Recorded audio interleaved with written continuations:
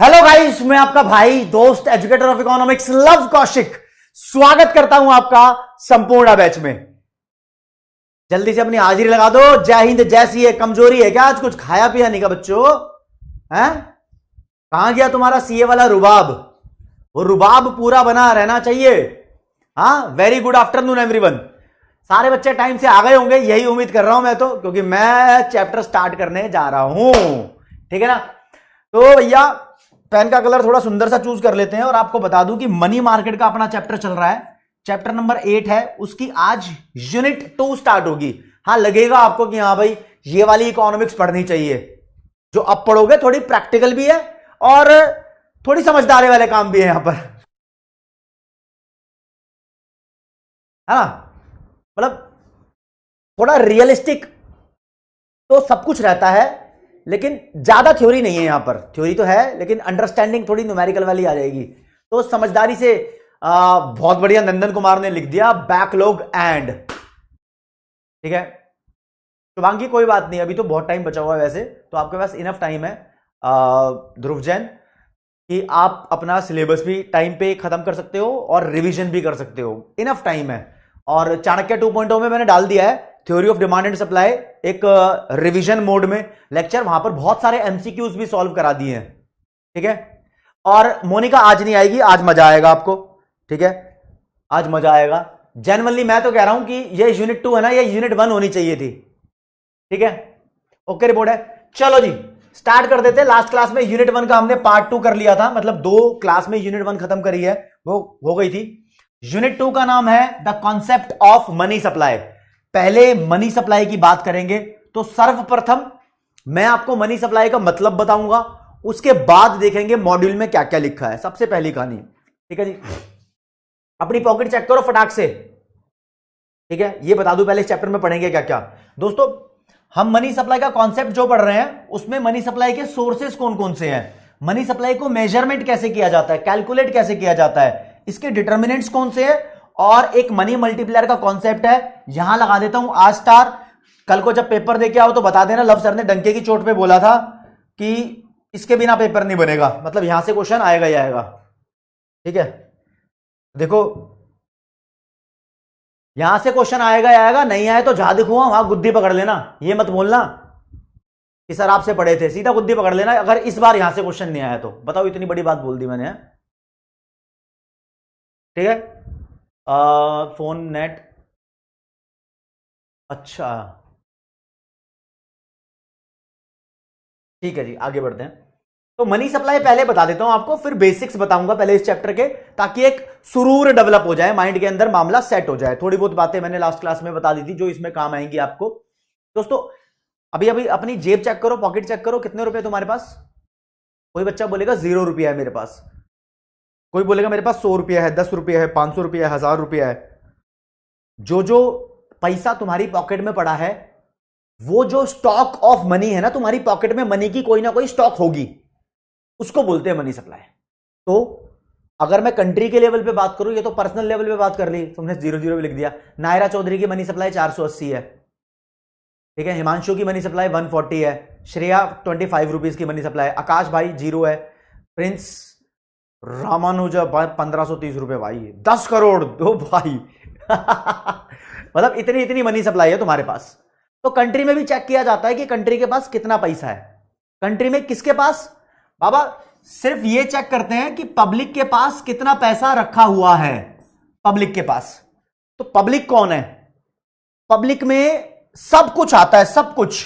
तुम कोई कंपनी मान रहे हो, फैमिली मान रहे हो, ये लो जी हाउस होल्ड मान लिया, पब्लिक। यहां पर इस चैप्टर के लिए बता रहा हूं बाबा, कोई भी कंपनी फर्म वगैरह जो भी है, या कोई नॉन बैंकिंग, बैंक नहीं है लेकिन फाइनेंस का काम करते हैं, नॉन बैंकिंग फाइनेंस इंस्टीट्यूशन है, ये सब आते हैं। ठीक है, कौन नहीं आता उसको बता देता हूं। इसमें जो एक्सेप्शन है, सरकार नहीं है और मॉनेटरी अथॉरिटी नहीं है। जो बैंकिंग सिस्टम है उनका अपना पैसा मनी सप्लाई में नहीं आता, यानी बैंकों के पास पैसा पड़ा होता है, हमारा पड़ा होता है ना, वो आता है। इनका कुछ अलग से पैसा होता है, वो मनी सप्लाई में नहीं आता। बेसिकली सरकार और आरबीआई का पैसा मनी सप्लाई में नहीं आता। तो एक बार चेक करना जरा देश के पास कितना पैसा है। तो पहले point to be noted is that public का मतलब, public is defined to include all economic units. हर कोई बंदा पब्लिक में आ जाएगा, हाउस होल्ड है, फर्म है, इंस्टीट्यूशन है, लेकिन कौन नहीं आएगा? Except the producers of money. पैसा जो प्रोड्यूस करते हैं वो नहीं आएंगे। आपको पता होना चाहिए आरबीआई 2 रुपए, 5 रुपए, 10 रुपए, 20 रुपए, 50, 100, 200, 500 के नोट प्रिंट करता है। और हमारे देश की गवर्नमेंट है जिसमें मिनिस्ट्री ऑफ फाइनेंस है, वो 1 रुपए का नोट और सारे कॉइन्स बनाती है। तो वो जो प्रोड्यूसर ऑफ मनी है, जैसे कि गवर्नमेंट और बैंकिंग सिस्टम में मेनली आरबीआई है, लेकिन बहुत सारे बैंक्स भी हैं, उसकी डिटेल मैं दूंगा जब मनी मल्टीप्लायर का टॉपिक पढ़ाऊंगा, ठीक है। उनसे भी मनी जनरेट होती है, बीच में पता लग जाएगा, ठीक है जी। गवर्नमेंट का मतलब क्या है भैया? सेंट्रल गवर्नमेंट की और सारी स्टेट गवर्नमेंट की और लोकल गवर्नमेंट, सबकी बात हो रही है यहां पर, ठीक है। बैंकिंग सिस्टम का मतलब हो गया आरबीआई और वो सभी बैंक जो मनी क्रिएट करते हैं। कैसे क्रिएट करते हैं मैं बताऊंगा, ठीक है। सप्लाई ऑफ मनी में कौन कौन नहीं आता, आप इंटरबैंक डिपॉजिट्स को ध्यान रखो, मतलब जो नहीं आता बता दिया, लेकिन एक बार डिटेल में बता रहा हूं। बैंक है ना, एचडीएफसी और स्टेट बैंक ऑफ इंडिया, आपस में अगर एक दूसरे के साथ डिपॉजिट कर रहे हैं ना, वो नहीं आएंगे भाई, पब्लिक का ही मामला देखा जाएगा। मनी हेल्ड बाय गवर्नमेंट, सरकार के पास पैसा रखा है, और money held by banking system के पास, आरबीआई के पास जो पैसा रखा है वो नहीं आएगा मनी सप्लाई में, ठीक है जी। तो मनी सप्लाई को कैलकुलेट कैसे करते हैं वो सब बातें मैं बताने वाला हूं। तो यहां थे हम नंबर 1 पे, देखो जी मनी सप्लाई को कैसे कैलकुलेट किया जाता है भाई। 3 चीजों को ऐड किया जाता है, 3 आइटम्स को आप ध्यान रखना। आइटम नंबर 1 बोलते हैं currency in circulation with public. वो पैसा जो पब्लिक में सर्कुलेट हो रहा है, जो किसी की जेब में भी 480 पड़े थे, किसी में 0, किसी में 15, किसी में 10, उस पैसे को करेंसी इन सर्कुलेशन बोलते हैं, ठीक है जी। प्लस तुमने अपना पैसा जमा भी तो करा रखा होगा बैंक के पास, तो उसको बोलते हैं net demand deposits with banks, ठीक है जी। देश के पास पैसा हो रहा है, और एक आएगा अदर डिपॉजिट्स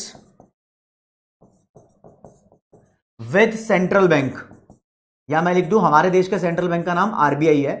तो वो देखो जी, आरबीआई के पास मान लो, आरबीआई को ही मेन मानते हैं अभी के लिए, आरबीआई ने 100 करोड़ रुपया प्रिंट कर दिया, लेकिन सारा का सारा पैसा देश में छोड़ा नहीं है, 80 करोड़ रुपया देश में मनी सप्लाई के लिए छोड़ दिया। तो इसके पास जो 20 बच गया ना, ये मनी सप्लाई का हिस्सा नहीं होगा। ये जो देश के अंदर गया है पैसा, यही मनी सप्लाई होगा।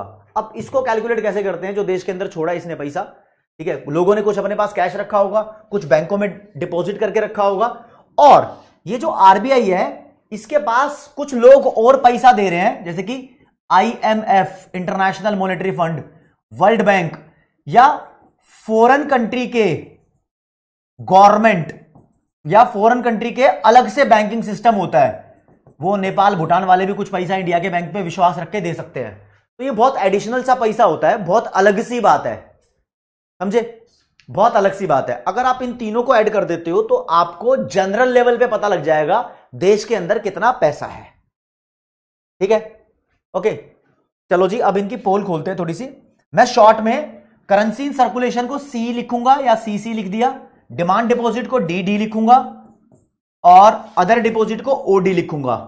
ये जो तरीका है मनी सप्लाई को कैलकुलेट करने का, ये 12th क्लास की मैक्रो इकोनॉमिक्स में भी पढ़ाया जाता है, ठीक है जी। अब थोड़ी सी अलग बात करते हैं। डिमांड डिपॉजिट किसको बोलते हैं? ये करंट अकाउंट और सेविंग अकाउंट, कासा डिपॉजिट होते हैं। आप अगर बैंक में पैसा जमा कराने जाओगे तो आपको अलग अलग तरीके के अकाउंट दिखाएगा वो, ठीक है। फिक्स्ड डिपॉजिट वाला जो पैसा होता है उसको टाइम डिपॉजिट बोलते हैं। वो पैसा तुम्हारा ब्लॉक हो चुका है एक लंबे टाइम तक के लिए, तो उसकी बात यहां पर नहीं कर रहे हैं। तो ये जेन्युइन मनी सप्लाई है। और दोस्तों, हमारे देश में मनी सप्लाई को कैलकुलेट करने के हाल फिलहाल 4 तरीके हैं। उसमें से एक तरीका यह है, सबसे पुराना तरीका। This method is called M1। क्या बोलते हैं? M1, तरीका नंबर 1। हमारे पास मनी सप्लाई को कैलकुलेट करने के यानी मैं बोलूं measures of money supply. Money supply को कैलकुलेट करने के हमारे पास कितने सारे तरीके हैं। पहला तरीका M1, दूसरा तरीका M2, तीसरा तरीका M4, चौथा तरीका मतलब तीसरा तरीका M3, चौथा तरीका M4। ये 4 तरीके होते हैं। पहला मैंने बता दिया आपको, ये होता है CC plus DD plus OD। ये एक ख्यालात रखते हुए सोचा गया था कि मनी सप्लाई को ऐसे कैलकुलेट कर लेंगे। फिर आपको थोड़ी अंदर की बात पता होनी चाहिए। क्या हम बैंकों में पैसा जमा कराते हैं? एक पुराने जमाने की बात बता रहा हूं, आज भी वो थोड़ी बहुत चलती है। पोस्ट ऑफिस जो होते हैं ना, जहां पर कुरियर वगैरह का काम होता है, चिट्ठी विट्ठी भेजने के लिए सरकार ने पोस्ट ऑफिस खोल रखे हैं, तो उन पोस्ट ऑफिस में भी हम अकाउंट खुलवा सकते हैं, सेविंग अकाउंट भी और टाइम डिपॉजिट का फिक्स्ड डिपॉजिट अकाउंट भी। ठीक है, तो वहां पर भी हमारा पैसा होता है, लेकिन हमने इसके अंदर उस पैसे को नहीं जोड़ा। अलग अलग पर्पस के लिए हम इन चारों तरीके को इस्तेमाल करते हैं और इन चारों तरीके से मनी सप्लाई को कैलकुलेट करने का आंसर हमेशा अलग अलग आता है।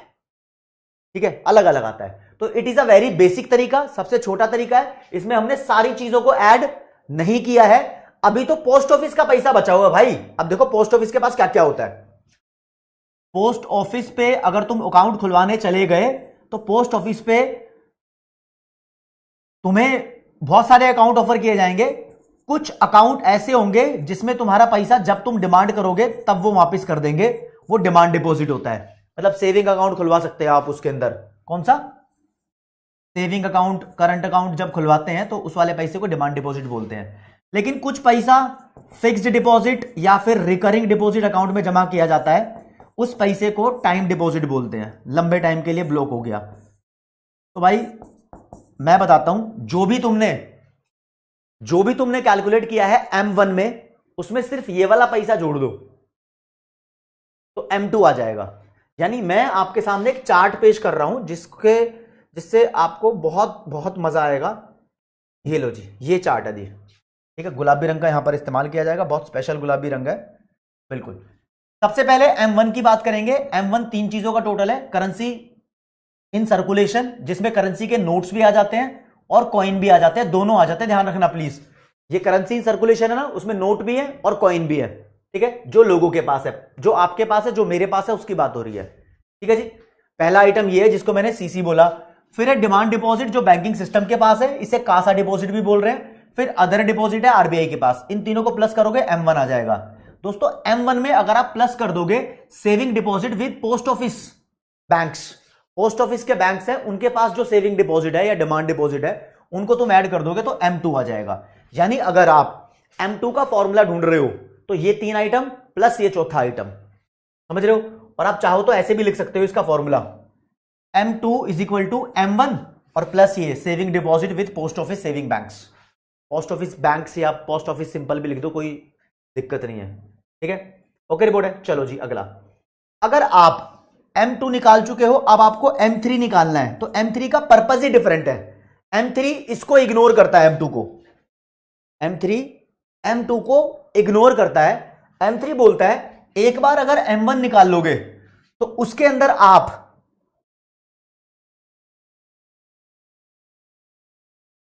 ये वाला पैसा जोड़ो। ये M3 से रिलेटेड है और ये किससे रिलेटेड था? M2 से रिलेटेड था। M1 में ये जोड़ दोगे तो आपको M2 मिल जाएगा, M1 में ये जोड़ दोगे तो M3 मिल जाएगा। यानी ये भी तो देश का ही पैसा है। ठीक है, तो कहते हैं जो टाइम डिपॉजिट है बैंकिंग सिस्टम के साथ, अच्छा, लेट मी करेक्ट, मुझे करेक्ट होने दो। ये टाइम डिपॉजिट बैंकिंग सिस्टम का यार, वो वाला नहीं है। मतलब बैंक्स के पास जो पैसा होता है, फॉर एग्जाम्पल मैं आपको बताना चाहूंगा, यहीं पर पोस्ट ऑफिस के पास भी 2 तरीके के होते हैं। बैंक के पास जो हम पैसा जमा कराते हैं वो भी कासा यानी डिमांड डिपॉजिट होता है और एक फिक्स्ड डिपॉजिट होता है। ठीक है, ये वाला है M3। ठीक है जी, इतना ध्यान रख, फॉर्मूले में ही गड़बड़ी है बस थोड़ी सी, वो ध्यान रख लेना, वहां सही लिखा हुआ है। ठीक है, और अगर आपको M4 निकालना है, दिस इज M4। पहले M3 का फॉर्मूला भी मैं आपको दिखा दूं, आपको थोड़ा ठीक भी लिखना चाहिए। M3 कैलकुलेट करना है तो उसका फॉर्मूला है M1 प्लस टाइम डिपॉजिट जो बैंकिंग सिस्टम के पास है, ठीक है, बैंकिंग सिस्टम के पास। ओके। ललिता बिंद, कासा में सीए का मतलब करंट अकाउंट है और एसए का मतलब सेविंग अकाउंट है। करंट अकाउंट और सेविंग अकाउंट के अंदर जो पैसा रखा होता है उसको डिमांड डिपॉजिट बोलते हैं और वो कासा डिपॉजिट भी कहलाता है। एक लेटेस्ट लैंग्वेज है भाई, शॉर्ट फॉर्म जो बनानी है बना लो। अगर आपको M4 निकालना है तो M4 निकाल लो, कोई मना नहीं करेगा। अब M4 निकालने के लिए आपका M1 से वास्ता नहीं है, आपको M3 की जरूरत पड़ेगी। M3 में आप टोटल डिपॉजिट जोड़ दो पोस्ट ऑफिस वाले, टोटल, चाहे वो सेविंग हो चाहे वो टाइम डिपॉजिट हो, सारा पैसा जोड़ दो। बस नेशनल सेविंग सर्टिफिकेट नाम की एक चीज होती है जो मैंने बताई थी यूनिट 1 के अंदर। ये नेशनल सेविंग सर्टिफिकेट जो बंदा खरीदता है ना, कुछ ऐसे बहुत सारे सर्टिफिकेट होते हैं, किसान विकास पत्र भी होते हैं, बंद हो गए, लेकिन वो आप खरीद लोगे पोस्ट ऑफिस से तो आपका पैसा ब्लॉक हो जाएगा और ये फिक्स्ड डिपॉजिट से भी ज्यादा समय के लिए ब्लॉक हो सकता है, ठीक है ना। तो ये बहुत एक्सेप्शन है, इसको छोड़ दो, इसको मनी सप्लाई में इंक्लूड नहीं करते। तो M3 में अगर आप सारा पैसा पोस्ट ऑफिस का जोड़ दोगे, चाहे वो करंट हो चाहे कुछ भी हो, तो उस पैसे को बोलने लग जाएंगे हम M4। तो M4 का फॉर्मूला है M3 plus total deposit of post office, सारे के सारे, चाहे वो सेविंग वाले हो चाहे वो आपके पास फिक्स्ड वाले हो। नाम सेविंग लिखा है, डरना मत, सेविंग और फिक्स्ड दोनों है, एक्सक्लूडिंग नेशनल सेविंग सर्टिफिकेट, बस ये ध्यान रखना, इसके ऊपर क्वेश्चन आ सकता है, ठीक है। ओके रिपोर्ट है, लैग आया था क्या? अब शुभम पूछ रहा है सर मनी सप्लाई के 4 मेथड हो गए, हमारे देश में कौन से मेथड से मनी सप्लाई कैलकुलेट होती है? राजेश, चारों मेथड से होती है। हम चेक करते रहते हैं कि सिर्फ इतना पैसा पब्लिक के पास कितना आकर मिलेगा, और फिर चेक करते हैं M2 के थ्रू, M3 के थ्रू, M4 के थ्रू, हर तरीके से चेक करते हैं, हर तरीके से इसको चेक किया जाता है। अब जैसे जैसे आप M1 से M4 की तरफ पहुंच रहे हो ना, तो जो लिक्विड पैसा है वो धीरे धीरे कम हो रहा है, ठीक है। रिया गुलाटी, नेशनल सेविंग सर्टिफिकेट एक स्कीम है सरकार के द्वारा चलाई हुई, जब आप सर्टिफिकेट खरीद लेते हो तो उसके अंदर आपका पैसा जमा हो जाता है, ठीक है। M1 सबसे ज्यादा लिक्विड है, M2 उससे कम लिक्विड है, M3 उससे कम लिक्विड है, M4 सबसे कम लिक्विड है। लिक्विड मतलब ये M4 के अंदर तो सारा पैसा जमा है, फिक्स्ड डिपॉजिट भी इतना जमा है। अच्छा लैग आ गया क्या? ये लो लैग, लैग आ गया, लैग आ गया, लैग लैग लैग आ गया, लैग आ गया, लैग आ गया, तेरी तो लैग आ गया, लैग क्लास में लैग आ गया, लो लो लैग लो, बताऊंगा ललिता में, रुक जाओ, लैग खत्म।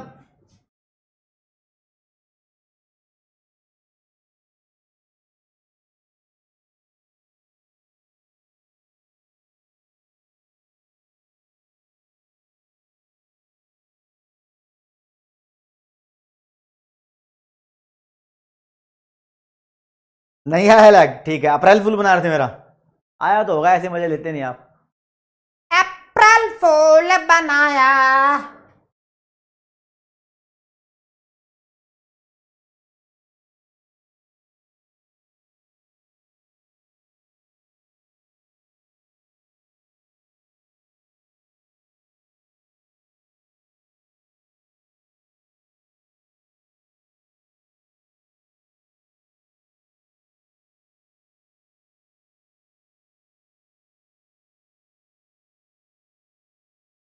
हैप्पी न्यू ईयर एवरीवन, अप्रैल फूल बना दिया, बहुत बढ़िया, मजा आ गया।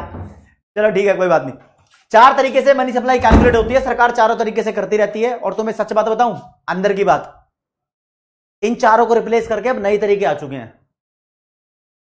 उनके नाम है, जैसे ये M1 है ना, नए वाले का नाम है NM1, new M1, NM2, NM3, NM4, वो तुम्हारे सिलेबस में नहीं है, ठीक है, वो तुम्हारे सिलेबस में नहीं है। चलो जी, ये मनी सप्लाई कैलकुलेट कर लेते हैं, एक बार देख लेते हैं। क्वेश्चन है तुम्हारे सामने, इलस्ट्रेशन, ठीक है।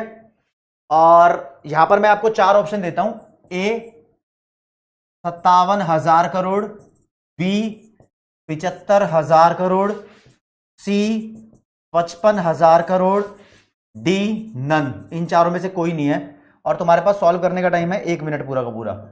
कह रहा है कि M1 निकालो। अब M1 से रिलेटेड ये नैरो वेरो छोड़ दो अभी। M1 कैसे निकलता है? ये तीन चीजों का टोटल होता है, करेंसी जो सर्कुलेशन में है, डिमांड डिपॉजिट है और अदर डिपॉजिट आरबीआई के है। तीनों को जोड़ दो, मैं तुम्हारा साथ दे रहा हूं पूरा पूरा, ठीक है। M1 निकालना है भाई। पेन का कलर चेंज कर लू क्या? हाँ, ये लिखा है जी करेंसी विद पब्लिक। इसको सी बोल दे, इसको ही सी बोलना, किसी और को नहीं। हाँ, M1 पूछा है तो मतलब मनी सप्लाई को निकालने का तरीका पूछा है।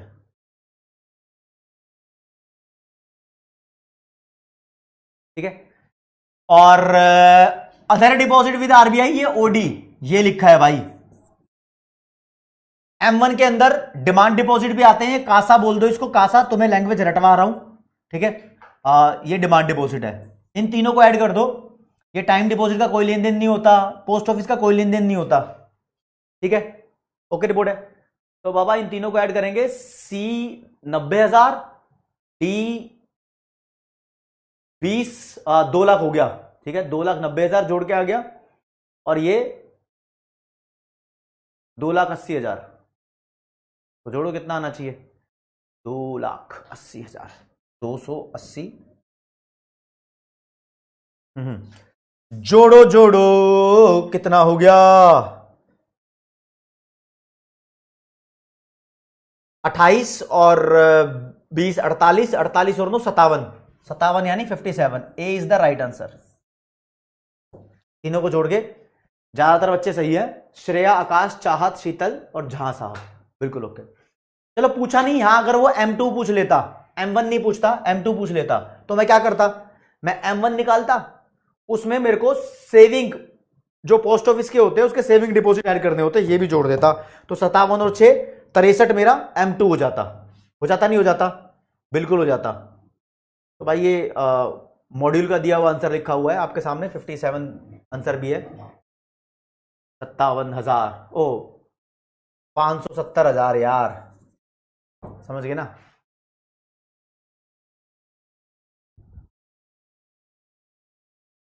हाँ,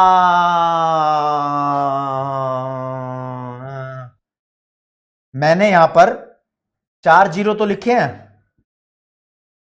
आपको क्या दिखाई नहीं दिए थे? क्या बोल रहे हो यार, 4 जीरो लिखे हो भाई, देखो। 4 जीरो लिखे हैं भाई। छोटी मोटी बातें हैं यार, सीए फाउंडेशन की तैयारी कर रहे हो बच्चे, हो गया। ओके, एक नया क्वेश्चन हो रहा है यार, ये देखो, ये क्वेश्चन थोड़ा खतरनाक है। ये कहता है करेंसी विद पब्लिक निकालो। सिर्फ क्या निकालना है? Currency with public. Currency with public यानी जो M1 के अंदर होता है C plus D plus O D, इसमें सिर्फ ये चाहिए तुम्हें, ये निकालना है। तो निकालो, इतने तुम ट्राई करो, करो ट्राई करो ट्राई करो ट्राई करो, ठीक है। मैं सामने से हट गया हूं। आहा, चलो जी, चलो चलो चलो चलो, लगाओ थोड़ा सा दिमाग।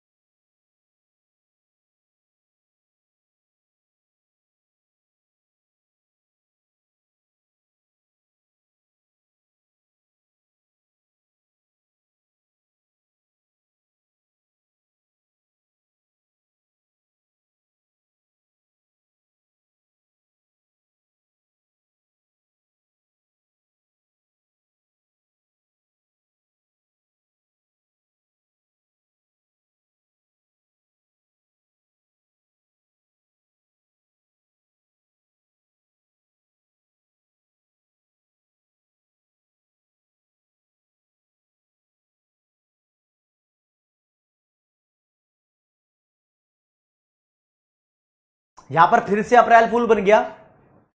एक्चुअली ये करेंसी विद पब्लिक है ना, देखो फिर से अप्रैल फूल बन गया। क्यों? क्योंकि आप दिमाग लगाओ।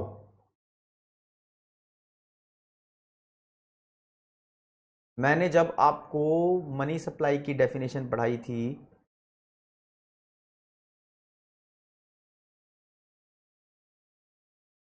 अच्छा एक बीच में छोटा सा फैक्ट है इस न्यूमेरिकल को हटा के, M1 को हम नैरो मनी बोलते हैं सबसे छोटा, और M3 को हम ब्रॉड मनी बोलते हैं। बस ये एक नंबर के लिए ध्यान रखना आ सकता है, नैरो मनी किसको बोलते हैं और ब्रॉड मनी किसको बोलते हैं। देखो यार मॉड्यूल से तो कोई भी देख के आंसर बता देगा, तुम जेन्युइनली अपना दिमाग लगा के इसको कैलकुलेट करो। थोड़ा सा और टाइम देता हूं, मैं आपको बता देता हूं। जो करेंसी इन सर्कुलेशन होती है वो नोट भी होते हैं और कॉइन भी होते हैं, दोनों को मिला के करेंसी इन सर्कुलेशन बन जाएगा। M1 क्या होता है? Currency in circulation plus demand deposit plus other deposit. तो ये जो आइटम है ना वो इन दोनों को मिला के बनेगा। इतना मैंने आप लोगों को हिंट दे दिया, ठीक है। अच्छा, सर्कुलेशन ऑफ स्मॉल कॉइन भी लिखा हुआ है भाई। तो ये रुपी कॉइन है, ये मान लो एक तरीके स्मॉल कॉइन्स का मतलब हो गया 10 पैसे 50 पैसे, चलते नहीं है आजकल लेकिन हो गए। इन तीनों को मिला के ये बन जाएगा, ठीक है। कुछ और दिया है यहां पर, कुछ और दिया है, कुछ और नहीं दिया।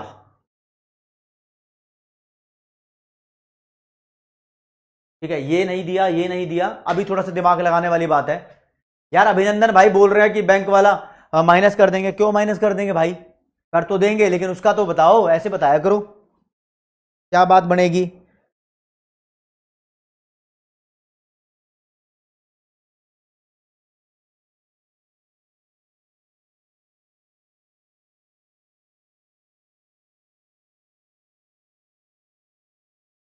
बताओ बताओ बताओ। अब देखो जेन्युइन बात क्या है, देखो जी। आरबीआई ने मान लो पब्लिक के पास 100 करोड़ रुपया इशू किया है। कितना इशू किया है? 100 करोड़ रुपया इशू किया है, ठीक है। तो वो 100 करोड़ रुपया नोट्स की फॉर्म में भी इशू किया होगा और कॉइन्स के फॉर्म में भी इशू हुआ होगा। ये सरकार की तरफ से हुआ होगा या आरबीआई की तरफ से। तो नोट्स और कॉइन्स, पहले ये पता लगा लो इशू कितना किया है। इस कॉन्सेप्ट को हटाओ, अभी ये कॉन्सेप्ट यहां काम नहीं करेगा। तो राजे, नोट्स और कॉइन्स की तरफ से जो भी पैसा इशू किया है वो इन तीनों का टोटल होगा। ये तो टोटल पैसा है, ठीक है। पब्लिक के पास अभी कितना कैश है? पब्लिक के पास कितना कैश है? यहां अप्रोच दूसरी है, उससे रिलेशन नहीं रखना। तो टोटल में से कुछ ना कुछ पैसा पब्लिक ने बैंकों के पास जमा करा दिया। इतना पैसा जमा कराया है। मान लो इतना आरबीआई ने इशू किया है, 100 करोड़ रुपया, और मान लो 10 करोड़ रुपया पब्लिक ने, भाई आरबीआई ने इशू किया तो पब्लिक के पास गया होगा, पब्लिक ने 10 करोड़ रुपया बैंक में जमा करा दिया। तो अब पब्लिक के पास कैश कितना है? 100 में से 10 माइनस कर दो, 90। ओके, लेकिन यहां पर आपको 100 और 10 का चक्कर नहीं है, इनको ऐड करना पड़ेगा। आप इन तीनों को ऐड करो और ये वाला माइनस कर दो, तब पता लगेगा आपको। ये लो जी, 3 आइटम प्लस करके चौथे वाला माइनस किया हुआ है। ये 3 आइटम यहां से लिखे हैं 1.1 जैसे लिखे ना ये नाम, ठीक है, इस हिसाब से। और आंसर आपके सामने, तुम कैलकुलेटर चला लोगे, 24 24 621 करोड़ है, ठीक है। डिफरेंट था क्वेश्चन ये। हाँ अभिनंदन बिल्कुल सही, ठीक है ना। हाँ चलो जी, एक क्वेश्चन और पूछ लूं क्या? नहीं, रहने दो। चलो जी, मनी सप्लाई की बात हो रही थी तो मैंने आपको बता दिया ये मनी सप्लाई है। अब आपको ये बताऊं कि जब मनी सप्लाई आप पढ़ रहे हो तो मनी सप्लाई जैसे कि कैलकुलेट करने की बात आती है, इसको कैलकुलेट कब किया जाता है यार? अगर तुम आज मनी सप्लाई कैलकुलेट करोगे ना 1 अप्रैल 2024 को, तो जितनी मनी सप्लाई आज है जरूरी नहीं है कि 2 अप्रैल 2024 को भी उतनी मनी सप्लाई होगी। ये मनी सप्लाई डेली बदलती रहती है। तुम बोलोगे सर ऐसा क्यों होता है? मनी सप्लाई डेली इसलिए बदलती रहती है क्योंकि आज तुम्हारी जेब में पैसे हैं, कल तुम शायद उसको फिक्स डिपॉजिट करा दोगे, कल शायद कुछ और कर दोगे पैसों का। तो डेली ऐसा होता रहता है, समझ रहे हो? अच्छा, बच्चा बोल रहा है कि सर ये माइनस क्यों किया, ये माइनस क्यों किया? बाबू देखो, ये सारा पैसा आरबीआई ने इशू किया है, ये नोट इशू किए हैं, ये कॉइन है, ये भी कॉइन है, ये सब आरबीआई ने इश्यू कर दिए और ये सब पब्लिक के पास पहुंच जाने चाहिए, तो यही पैसा पब्लिक के पास का पैसा होगा, ये मान के चलते हैं। लेकिन नहीं, ये और दिया है कि कुछ पैसा बैंक में डाल दिया पब्लिक ने, तो पब्लिक ने जितना पैसा बैंक में डाल दिया वो माइनस कर दो, तो पता लग जाएगा पब्लिक के पास कैश कितना बचा हुआ है, अभी करेंसी विद पब्लिक कितनी है, इसलिए माइनस किया है। माइनस इसलिए कर दिया ना क्योंकि ये पैसा सर्कुलेशन में नहीं है, बैंक के पास रखा हुआ है, सर्कुलेशन की बात हो रही थी। ठीक है, चलो जी। तो मनी सप्लाई हम डेली कैलकुलेट करते हैं क्या? फिर नहीं, डेली नहीं करते, लेकिन आरबीआई टाइम टू टाइम जब उसको जरूरत पड़ती है तब वो देश के अंदर टोटल मनी की स्टॉक कितनी रखी हुई है उसको बताता है। तो दोस्तों इसलिए बोलते हैं मनी सप्लाई के बारे में कि मनी सप्लाई एक स्टॉक कॉन्सेप्ट है। जैसे डिमांड क्या है? डिमांड फ्लो कॉन्सेप्ट है, सप्लाई भी फ्लो कॉन्सेप्ट है, नेशनल इनकम भी फ्लो कॉन्सेप्ट है, लेकिन मनी सप्लाई एक स्टॉक कॉन्सेप्ट है क्योंकि एक पर्टिकुलर पॉइंट ऑफ टाइम पे कैलकुलेट हो जाता है। यार पर्टिकुलर पॉइंट ऑफ टाइम पे जैसे बैलेंस शीट बनाते हो आप, पर्टिकुलर डेट लिख के 31 मार्च 2026, तो वो बैलेंस शीट अपने आप में स्टॉक कॉन्सेप्ट है। प्रॉफिट एंड लॉस अकाउंट बनाते हो तो ऊपर पर्टिकुलर डेट नहीं लिखते ना, तो प्रॉफिट एंड लॉस वो फ्लो कॉन्सेप्ट है। ठीक है, एक छोटा सा क्वेश्चन आ सकता है इसलिए बता रहा हूं। अब ये मैं कहना चाहता हूं कि ये मनी सप्लाई को कैलकुलेट क्यों करते हैं? भाई देखो, देश के अंदर हम इकोनॉमिक ग्रोथ करना चाहते हैं, जीडीपी बढ़ाना चाहते हैं, तो हम कुछ मॉनेटरी सिस्टम की डेवलपमेंट भी चाहते हैं कि मनी ग्रोथ कितनी हो रही है ये भी कैलकुलेट करना चाहते हैं। अगर आप मनी ग्रोथ कैलकुलेट करना चाहते हो तो आपको मनी सप्लाई कैलकुलेट ही करनी पड़ेगी। यानी मनी सप्लाई क्यों कैलकुलेट करते हैं, उसके पीछे का पहला रीजन ये है कि मनी ग्रोथ को चेक करने के लिए। दूसरा, इन्फ्लेशन या डिफ्लेशन के केस में आरबीआई मनी सप्लाई को जब बदलता है तो मॉनेटरी पॉलिसी बना के ही बदलता है ना। वो कैसे कर पाएगा अगर मनी सप्लाई कैलकुलेट नहीं कर रखी? तो उसको कैसे पता चलेगा कि कितनी मनी सप्लाई इंक्रीज करनी है, कितनी डिक्रीज करनी है? तो आरबीआई अपनी मॉनेटरी पॉलिसी को इंप्लीमेंट करने के लिए भी मनी सप्लाई को कैलकुलेट करता है। तो दो रीजन हमारे पास मनी सप्लाई को कैलकुलेट करने के। तो अब चैप्टर शुरू करते हैं अपने मॉड्यूल से। मॉड्यूल के हिसाब से भाई अभी तुमने बहुत कुछ बेसिक देख लिया जो इस चैप्टर को जानने के लिए जरूरी था। तो यहां पर पॉइंट नंबर 1, सबसे पहले मॉड्यूल के हिसाब से बेसिक बात बता रहा हूं। द टर्म मनी सप्लाई, जो मनी सप्लाई है, denote the total quantity of money available with public. जितना भी पैसा पब्लिक के पास अवेलेबल है, एक तो करेंसी अवेलेबल होती है कैश में, कुछ ये डिमांड डिपॉजिट बैंक में भी रखते हैं, वो सारा पैसा इसके अंदर है। Two things about any major of money supply. Money को कैलकुलेट करने के 4 मेजर होते हैं, उनके बारे में 2 बात आपको जाननी जरूरी है। ठीक है, कौन कौन से? पहला कि सप्लाई ऑफ मनी एक अपने आप में स्टॉक कॉन्सेप्ट है, स्टॉक वेरिएबल है।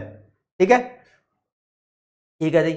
लेकिन अगर मैं बात करूं change in stock of money की, change in stock of money, जिसको मैं बोलता हूं चेंज इन मनी सप्लाई। देखो, मनी सप्लाई स्टॉक कॉन्सेप्ट है, लेकिन चेंज इन मनी सप्लाई वो किसी पर्टिकुलर डेट पे कैलकुलेट नहीं करते, वो फ्लो कॉन्सेप्ट है। यानी मनी सप्लाई इंक्रीज हो रही है, डिक्रीज हो रही है, चेंज हो रही है, वो चेंज फ्लो कॉन्सेप्ट है, लेकिन अपने आप में मनी सप्लाई की जो वैल्यू है वो स्टॉक कॉन्सेप्ट है। और लिखा हुआ है the stock of money always refers, money की डेफिनेशन लिखी हुई है सप्लाई की, always refers the stock of money available with public. और पब्लिक क्या होता है? पब्लिक का यहां पर मतलब भी बताया हुआ है, जो मैंने आपको शुरू में ही बता दिया। ठीक है, और ये लाइन लिखी हुई है, this money supply is always smaller than the total stock of money that really exist in an economy. जो आरबीआई के द्वारा देश के अंदर एग्जिस्ट किया गया है पैसा, आरबीआई ने बोला है ना कि देश के अंदर पैसा छापा है, मान लो 100 रुपया छापा है, तो हमारी मनी सप्लाई आरबीआई के द्वारा छापे गए पैसे से हमेशा कम होगी, क्योंकि जितना छापता है उतना वो इश्यू नहीं करता मार्केट में। ठीक है, ओके रिपोर्ट है। सिलेबस तुम्हारा 15-20 अप्रैल के आसपास कंप्लीट हो जाएगा भाई, डोंट वरी। ठीक है जी। यहां पर फिर point to be noted public का मतलब बताना था, वो मैं तुम्हें पहले बता चुका। फिर आ जाएगा रीजन, मनी सप्लाई क्यों कैलकुलेट करते हैं, उसका रैशनल। रैशनल का मतलब रीजन क्या है यार, why we calculate money supply. तो पहला रीजन दिया हुआ है, तो इट हेल्प, फैसिलिटेट का मतलब it help analysis of monetary development. Money में कितनी ग्रोथ हुई है, मनी के ग्रोथ के रीजंस क्या है, उसके लिए एटलीस्ट आपको मनी सप्लाई कैलकुलेट तो करनी ही पड़ेगी, कैलकुलेट तो करनी पड़ेगी ना बाबा। ये ले भाई एक बार रुक जा, ठंड रखो तुम। एक रीजन और बता दूं फिर। मनी सप्लाई को कैलकुलेट करने से एक अच्छा फ्रेमवर्क मिल जाता है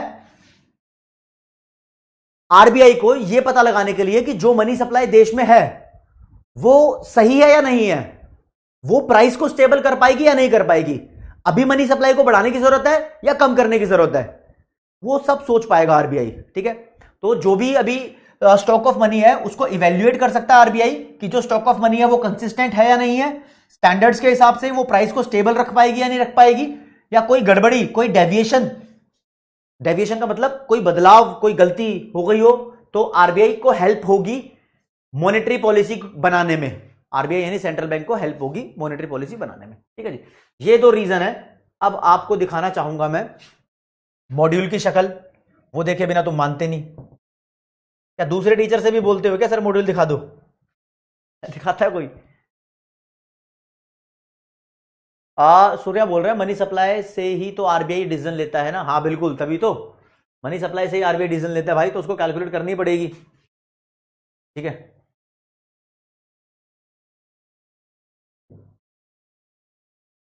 20-10 इको मनी मार्केट चल रहा है बाबा, यूनिट 2 चल रही है बाबा। ठीक है, लो जी मित्रों, आ गया। देखो जी, ये 4 कॉन्सेप्ट पढ़ने हैं आपको, मैंने बता दिया 4 कॉन्सेप्ट। ठीक है जी, पहले कॉन्सेप्ट में यहां पर इंट्रोडक्शन दिया हुआ है, मनी के बारे में लिखा हुआ है, रियल वर्ल्ड में मनी क्या होती है, ये वो लिखा हुआ है। इस टेबल के अंदर कोई अंडरस्टैंडिंग आपको लेने की जरूरत नहीं है, बस ये बता रखा है यहां पर, ये बताने की कोशिश कर रहा है टेबल के थ्रू कि भाई देखो 22 दिसंबर 2022 को कितनी मनी सप्लाई थी, वो आरबीआई ने ऐसे कैलकुलेट की थी। तो आपको डरना नहीं है, बस यहां से यही पता लग रहा है कि हाँ एक डेट पर कैलकुलेट की जाती है, और इससे रिलेटेड जो एक क्वेश्चन बन रहा था न्यूमेरिकल वो हमने कर लिया। ठीक है, ओके जी। और M3 को ब्रॉड मनी बताया गया है और इसके फॉर्मूले लिखे हुए यहां पर। फिर मेजरिंग मनी के रैशनल दिए हुए हैं, 2 रीजन है। पहला रीजन ये रहा, हमने कर लिया भाई, और दूसरा रीजन ये रहा, ये भी हमने कर लिया आसान शब्दों में। ठीक है जी, अब आगे पढ़ाऊंगा सोर्स ऑफ मनी सप्लाई। हमारे देश में पैसे के सोर्स 2 ही हैं, एक तो आरबीआई पैसा छापता है और एक बैंक भी इन्वॉल्व होता है मनी सप्लाई में। ठीक है, अब देखो आपको बताता हूं, अगर आप बात करोगे सोर्स ऑफ मनी सप्लाई के बारे में, तो आप देखो आरबीआई के द्वारा पैसा प्रिंट किया जाता है, देयर इज नो डाउट, पहला सोर्स आरबीआई है, समझ रहे हो।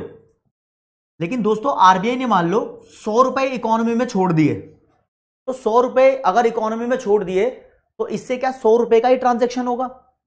आपको पता है ना मनी सर्कुलेट करती है, क्वांटिटी थ्योरी ऑफ मनी पढ़ी थी आपने, तो 100 रुपए से उतने रुपए का सामान खरीदा जाएगा जितनी बार ये सर्कुलेट होगा, है ना, तो ज्यादा रुपये को सामान खरीदा जाएगा। लेकिन अब हमारे देश में बैंक्स आ गए हैं, तो हम ये मान लेते हैं कि जो भी कुछ पैसा आरबीआई ने छोड़ा है इसका कुछ हिस्सा बैंक में भी जमा होता है। मान लो बैंक में 50 रुपया जमा हुआ, तो बैंक क्या करता है, बैंक के जितने भी डिपॉजिट होते हैं बैंक उसका एक हिस्सा अपने पास रिजर्व के तौर पे रख लेता है और बाकी लोन पे दे देता है, बाकी लोन पे दे देता है।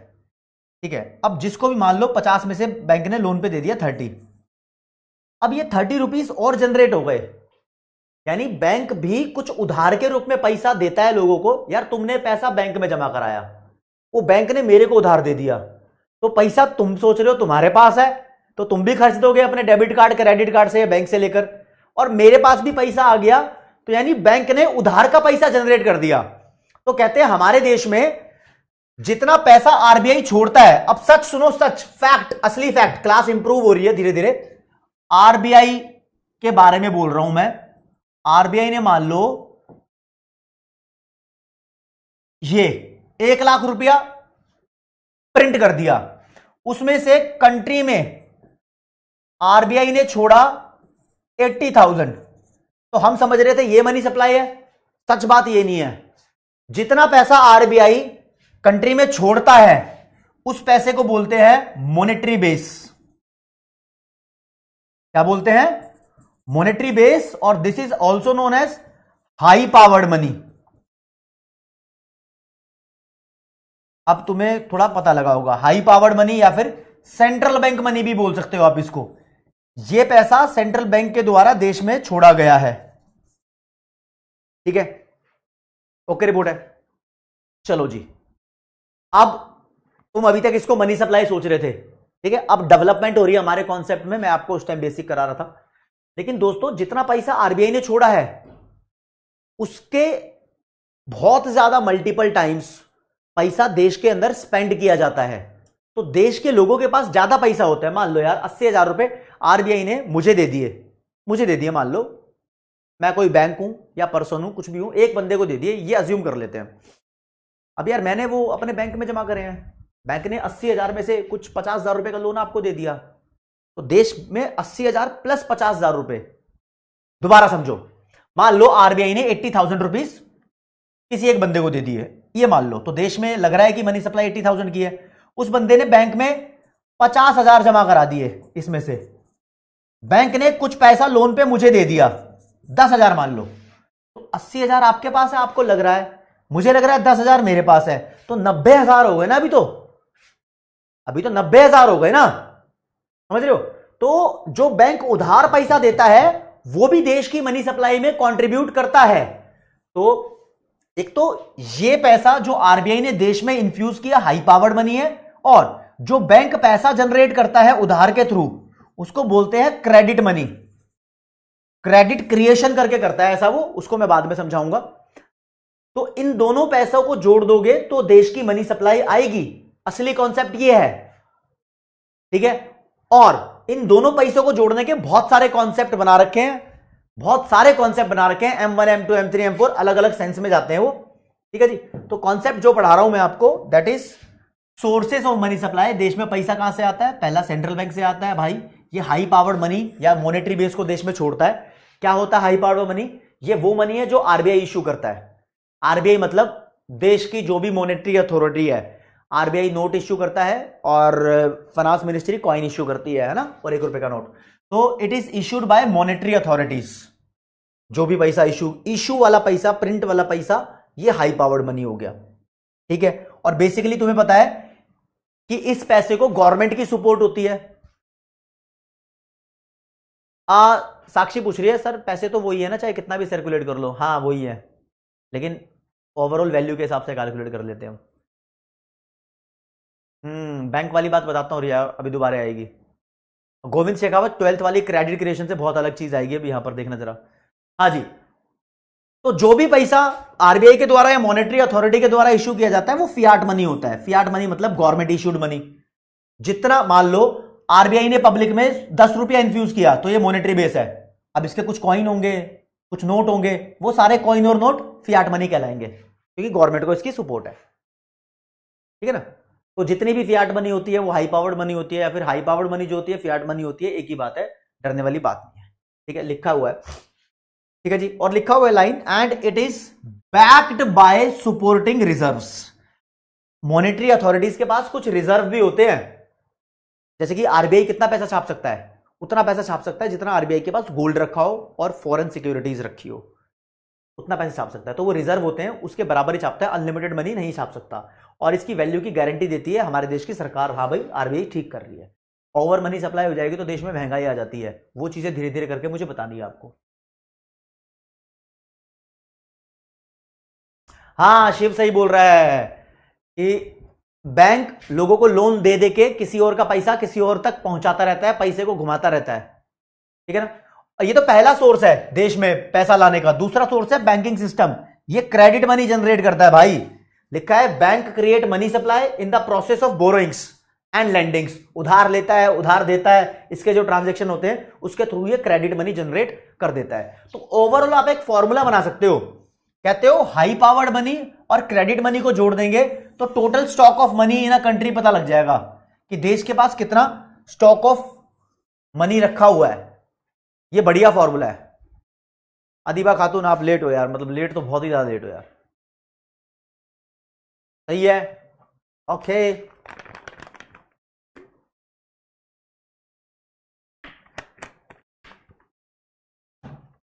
इतना मामला सॉर्ट होता है तुम्हारा, कोई दिक्कत नहीं है, ठीक है जी। अब तुम्हारे पास आऊंगा मैं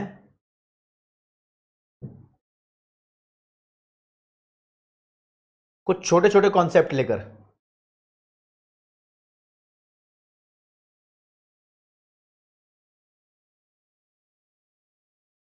चलो जी, मैंने बताया था आपको ये क्वेश्चन है। मनी सप्लाई के बहुत सारे सोर्स है, प्राइमरी सोर्स कौन सा है? तो राजे प्राइमरी सोर्स, पहला पहला सोर्स आरबीआई है।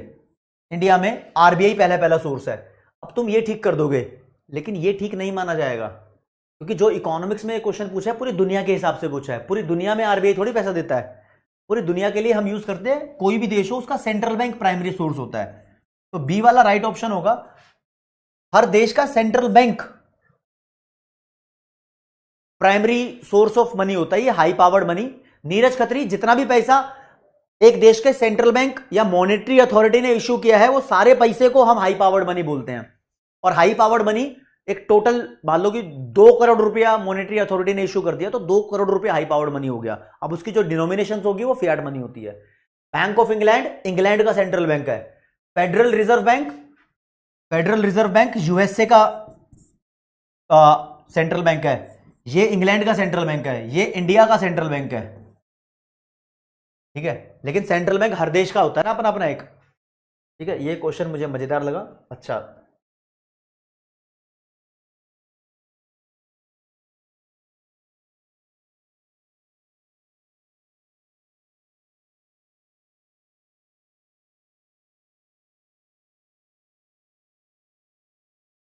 ठीक है जी, ठीक है जी, ठीक है जी। चलो जी।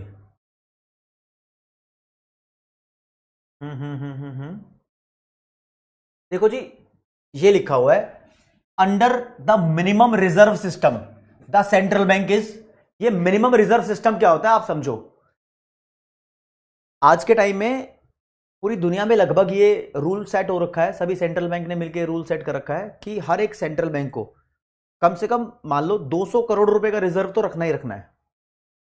200 करोड़ रुपए का रिजर्व तो रखना ही रखना है। मतलब किस चीज का रिजर्व? ये गोल्ड का रिजर्व है, या फिर किसी दूसरे देश की गवर्नमेंट की सिक्योरिटी भी शामिल है इसके अंदर। ठीक है ना? जैसे कि मान लो इंडिया के पास एग्जांपल के तौर पे बोल रहा हूं 190 करोड़ का रिजर्व हो गया, 10 करोड़ की सिक्योरिटी हो गई अमेरिका की, तो 200 करोड़ का रिजर्व हो गया, तो फॉरेन सिक्योरिटीज भी इसके अंदर आती है। तो कोई बोले मिनिमम रिजर्व सिस्टम क्या होता है, तो बाबा मान लो 200 करोड़ का मिनिमम रिजर्व है, तो कम से कम 200 करोड़ रुपया तो इंडिया छापेगा ही छापेगा। और क्या इंडिया के पास 200 करोड़ रुपया रिजर्व है? अरे भाई, इंडिया के पास तो बहुत ज्यादा एक्सेस में है। ठीक है, ओके रिपोर्ट है। अब वो बदलता रहता है, इसलिए उसका एक अमाउंट बताना सही नहीं है, गूगल भी मत करना। तो यहां लिखा है जो मिनिमम रिजर्व सिस्टम होता है ये एम्पावर करता है करेंसी को इश्यू करने में टू एनी एक्सटेंट, टू किसी भी लेवल तक करेंसी इश्यू करने में। बेसिकली वो जो किसी भी लेवल होता है वो इस पे डिपेंड करता है कि कितना लेवल है इसका। By keeping only a certain minimum reserve of gold and foreign securities. अब देखो, ये वाला ऑप्शन इसका ठीक है। अंदर की बात बताता हूं क्या होती है। प्रिंस गुप्ता बी ठीक है यहां पर। ठीक है, मैं बताता हूं जो सच्चाई है ना। सच्चाई बताऊं पहले, पहले के जमाने में क्या होता था, मतलब बीते हुए कुछ साल पुरानी बात बता रहा हूं, जितना देश के पास गोल्ड और वो है ना फॉरेन सिक्योरिटीज, उतना ही पैसा प्रिंट कर पाता था आरबीआई। अब क्या बोल दिया कि एक मिनिमम रिजर्व सिस्टम है, उतना अगर आपके पास रिजर्व रखा हुआ है तो आप कितना भी पैसा प्रिंट कर लो, कोई दिक्कत नहीं है। ये सच्चाई है। रिया गुलाटी, फॉरेन सिक्योरिटी का मतलब फॉरेन गवर्नमेंट के भी कुछ बॉन्ड्स होते हैं जो हमारे पास रखे होंगे। आदित्य कुमार रजाक इसलिए बता दिया कि मिनिमम रिजर्व सिस्टम का पोर्शन नहीं होता जो प्रिंट होता है, कम से कम उतना तो प्रिंट करता ही है कोई भी देश, कम से कम उतना। ठीक है, ये एक डिफरेंट कॉन्सेप्ट था। ठीक है, इसलिए डिफरेंट तरीके से बताना था। जब एमसीक्यू आया है तभी बताया है। अभी मैंने आपको M1 M2 M3 M4 बता दिए। तो M1 किस चीज का सम टोटल होता है, इसके मैं ऑप्शंस आपको दे रहा हूं, आप पढ़ोगे तो आपको पता भी लगेगा, क्योंकि M1 हमने कर लिया ना। M1 नैरो मेजर होता है भाई, नैरो। M1 को नैरो बोलते हैं, M3 को ब्रॉड बोलते हैं, M2 और M4 को कुछ भी नहीं बोलते।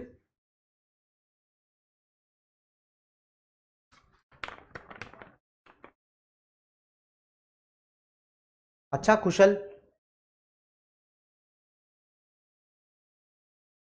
खुशहाल वैसे अब तो क्लास खत्म होने ही वाली है, आपने ईयरफोन लगाए हुए तो कोई दिक्कत नहीं है।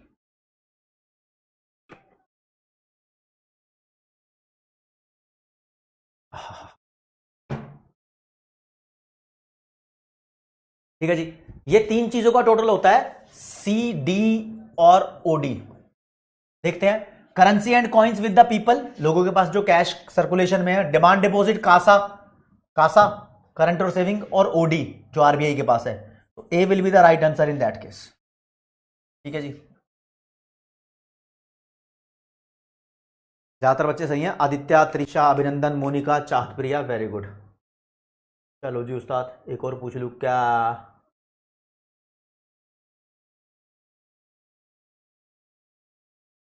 ये वाला क्वेश्चन पूछ लेता हूं आपसे। ये बताना है कि सही लाइन कौन सी है। चार लाइनें लिखी हुई हैं, एक लाइन गलत है, सही लाइन कौन सी है वो बताना है आपको। एक एक करके मैं पढ़वाना भी शुरू करता हूं आपके साथ ही, 1 मिनट का टाइम दे रहा हूं। बोला है कि money is deemed as something, money को यह माना जाता है कि मनी कुछ ना कुछ तो है जो हेल्ड की जाती है पब्लिक के पास, and therefore only currency held by public is included in the money supply. यानी जो पब्लिक के पास पैसा होता है वही मनी सप्लाई में इंक्लूड किया जाता है। नहीं नहीं, हम डिमांड डिपॉजिट भी तो इंक्लूड करते हैं जो बैंक के पास होते हैं, तो ये गलत हो गया। Money is deemed, money is deemed का मतलब money is assumed as something held by the public and therefore interbank deposit. नहीं नहीं, साफ बोल रखा है जो इंटरबैंक डिपॉजिट होते हैं, बैंक एक दूसरे के पास जो पैसा जमा कराते हैं एक दूसरे का, वो मनी सप्लाई में इंक्लूड नहीं होता।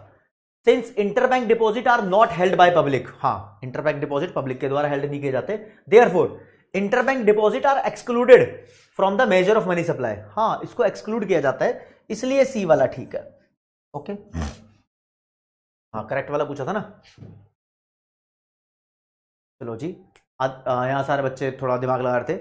आदित्य, प्रत्युष, ललिता, मानस और प्रियंका सानी। आई होप इस क्वेश्चन की लाइंस पढ़ने से आपको इसके मीनिंग पता लग गए होंगे। ठीक है जी, ये भी लिखा है question, the supply of money in an economy depends on. Money supply किस चीज पर डिपेंड करती है?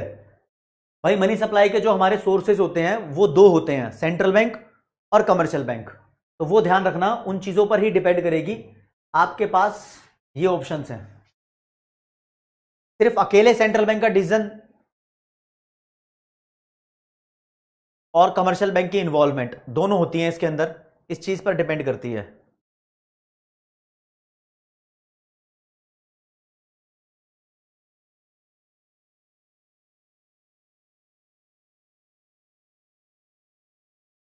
ठीक है अभिनंदन, ये बनाऊंगा भाई, ये भी सब करूंगा भाई। सिलेबस खत्म हो जाएगा तब ऐसी ऐसी वीडियोस आएंगी जिसमें आप फास्ट ट्रैक रिवीजन भी कर पाओगे, जिसमें आप मतलब ये सिलेबस तो खत्म करो, पहला स्टेप यही होता है।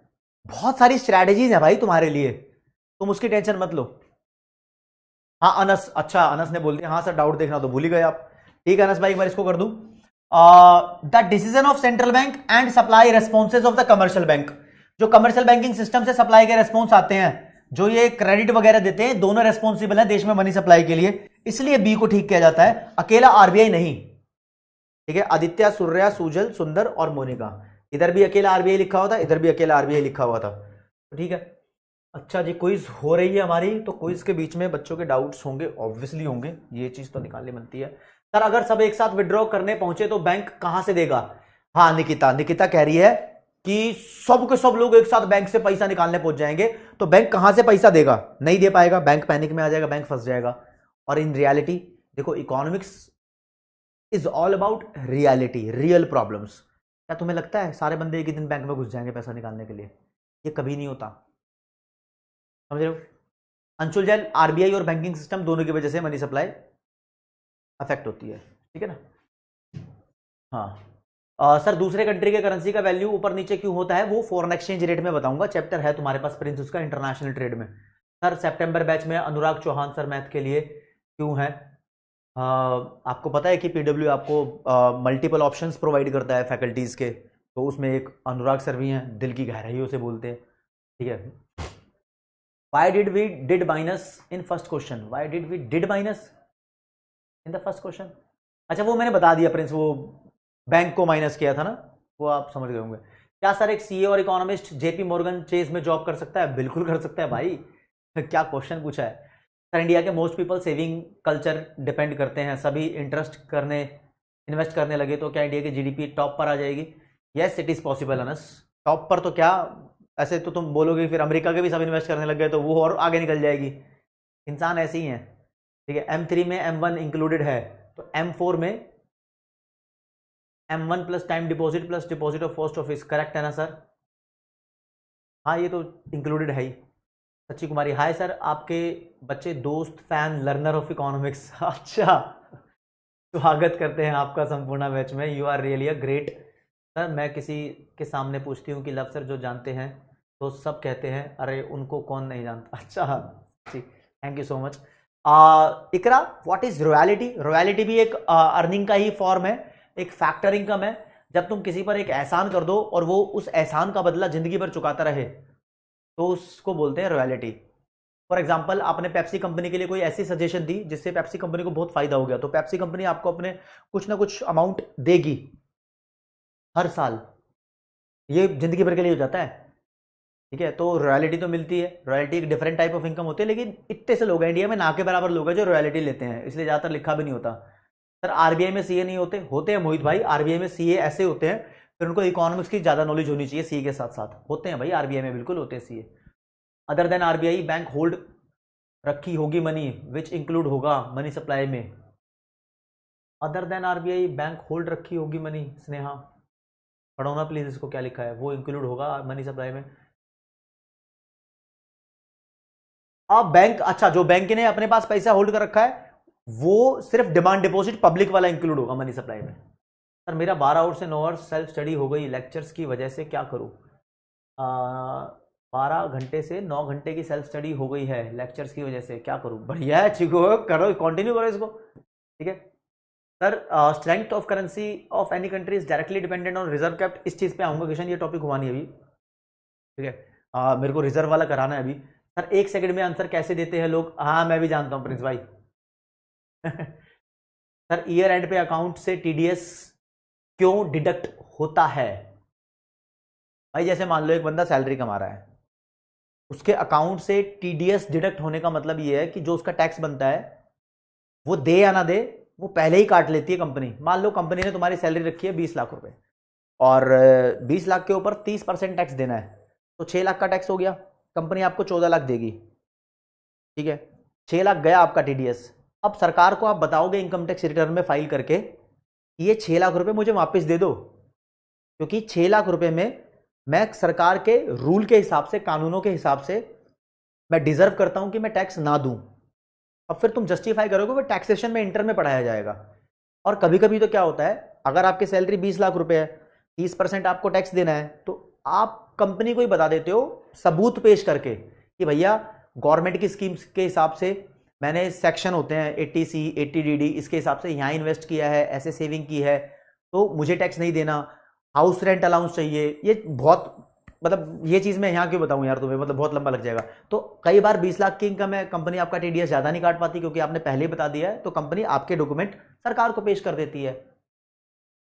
नीरज खत्री आप पूछ लो ना, फिर मैं आपके चैट तो पढ़ ही रहा हूं भाई, ठीक है, ओके। चलो जी उस्ताद,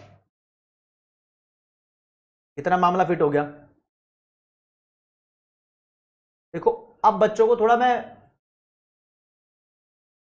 रियलिटी में लेके जाऊं, लेकिन रियलिटी में लेके जाने से पहले एक क्वेश्चन कराना चाहता हूं यार। यहां पर M2 पूछा है, M2 कैलकुलेट करने के लिए पूछा है।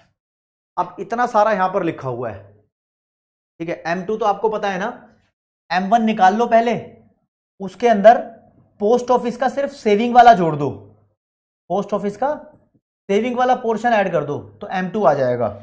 M2 आ जाएगा आपके पास,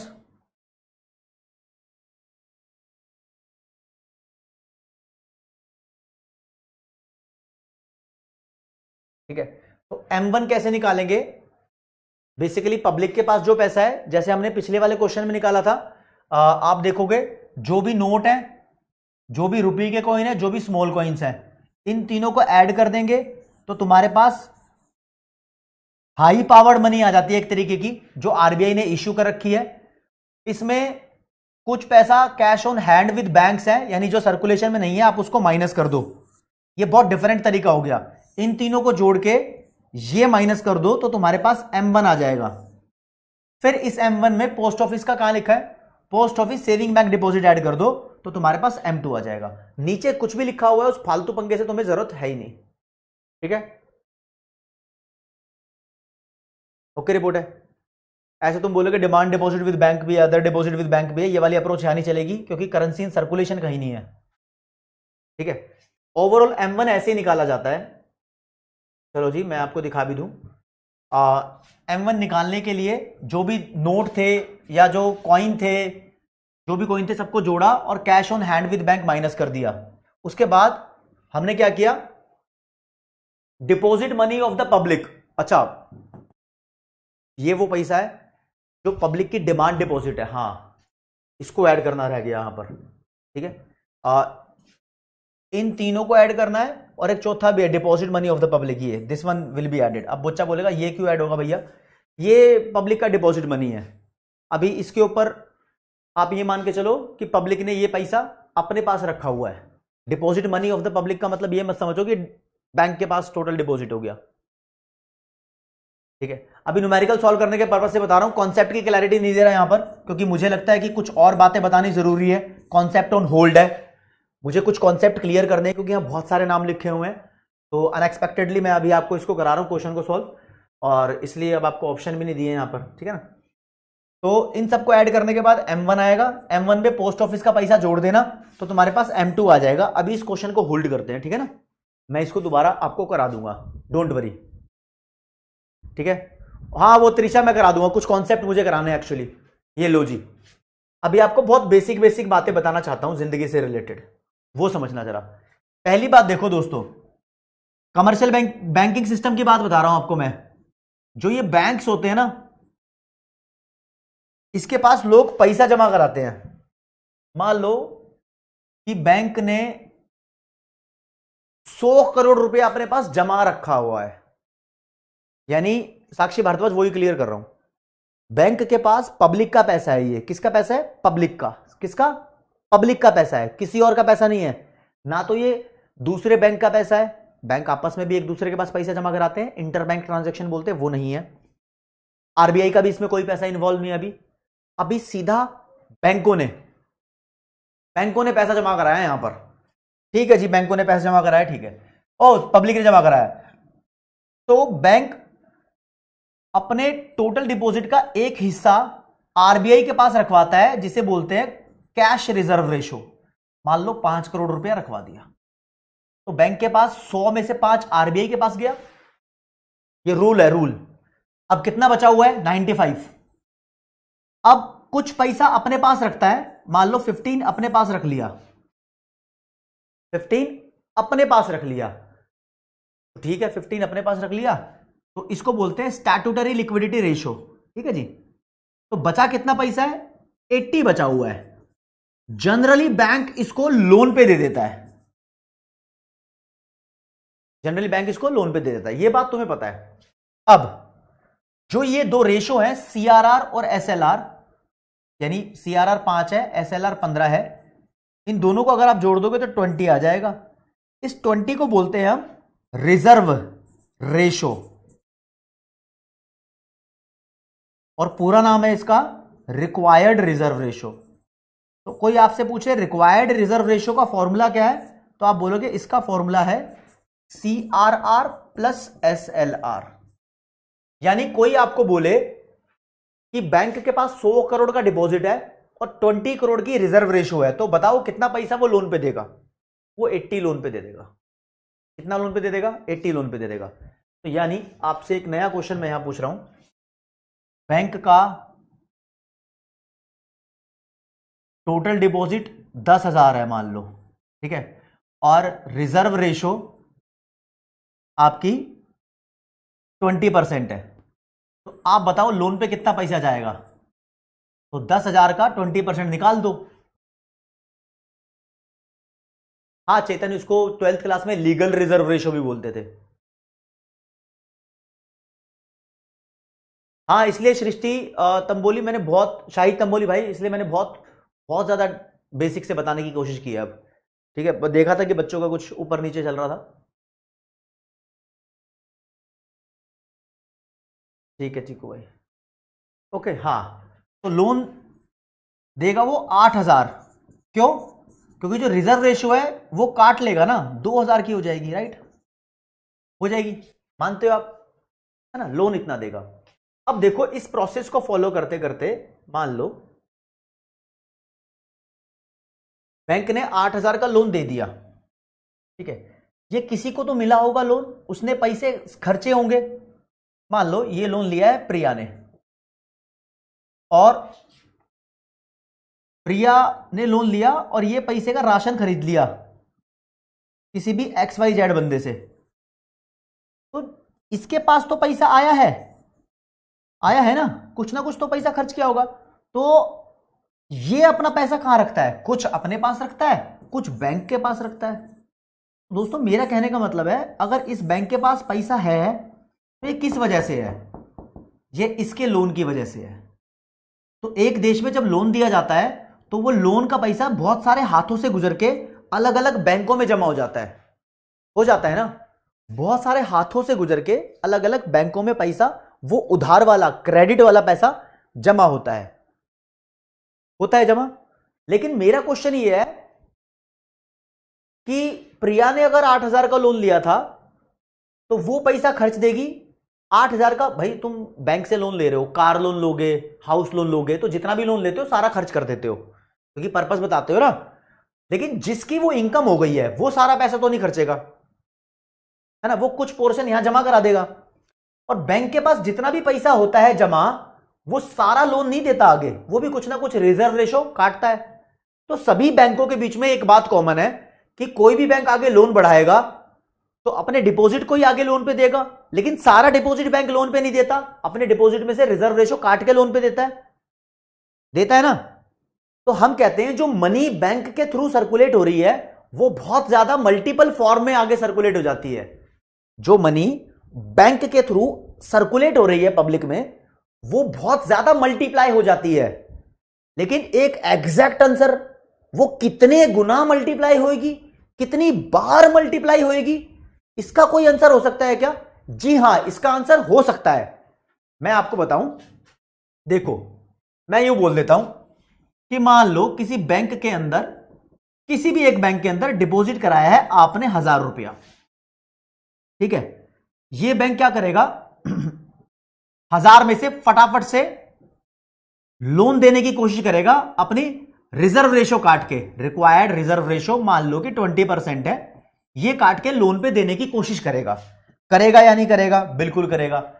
1,000 का 20% मान लो 200 होता है, तो बाबा 800 रुपए लोन पे दे देगा, देयर इज नो डाउट। पूरे देश के लिए रिजर्व रेशो सेम रहता है, पूरे देश के लिए कानून है, ठीक है। चलो जी, ओके, रिपोर्ट है। अब ये लोन पर दिया गया पैसा प्रिया ने लिया है, खर्चा होगा, किसी के पास तो गया होगा। अब ये उस पैसे को अपने बैंक में डिपॉजिट कर देगा। सच्चाई में सारा पैसा डिपॉजिट कर देगा क्या? सारा नहीं डिपॉजिट करता बंदा। मेरे पास जितनी भी इनकम आती है मैं कुछ खर्च देता हूं, बचा हुआ पैसा बैंक में डिपॉजिट करता हूं। लेकिन हम जबरदस्ती अज्यूम कर रहे हैं, वरना हमारा कॉन्सेप्ट थोड़ा और रायते की तरह फैल जाएगा। हम जबरदस्ती अज्यूम कर रहे हैं कि बंदा सारा पैसा बैंक में जमा करता है। तो यार ये बैंक दूसरा भी हो सकता है, सेम भी हो सकता है, लेकिन इंडिया के बैंकिंग सिस्टम में पैसा चला गया, जिसके पास ही पैसा आया होगा ना वो फटाक से क्या करेगा, इसका 20% काटेगा 160, और जो बाकी बचा है 640 वो लोन पे दे देगा। फिर ऐसे ही ये पैसा भी बैंक के अंदर डिपॉजिट के तौर पे आ जाएगा।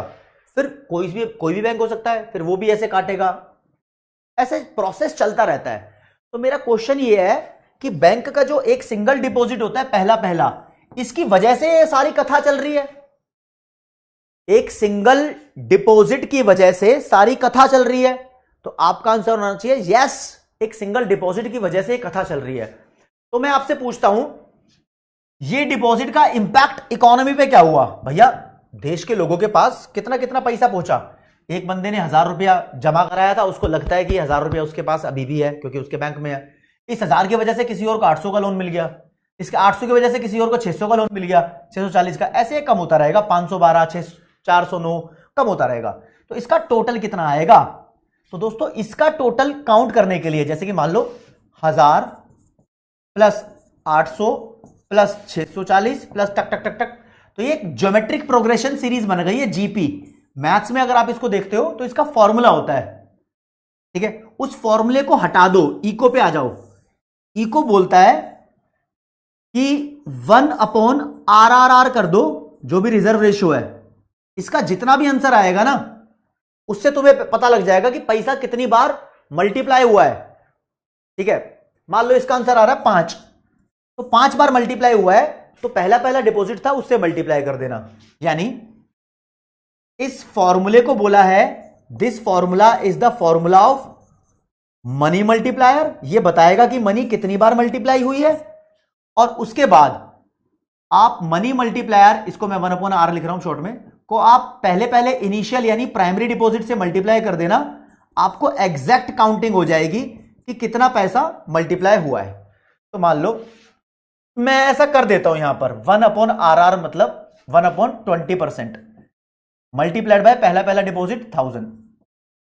1/20% का मतलब होता है 1/0.2। 20% को लिख सकते हो तुम 20/100, कैलकुलेटर यूज करोगे तो 0.2 आ जाएगा, मल्टीप्लाइड बाय 1000। कैलकुलेटर लगाओगे तुम, मैं लगाऊंगा कैलकुलेटर, तो 5000 इसका आंसर आ जाएगा। तो ये सारे डिपॉजिट टोटल होके 5000 आ जाएंगे।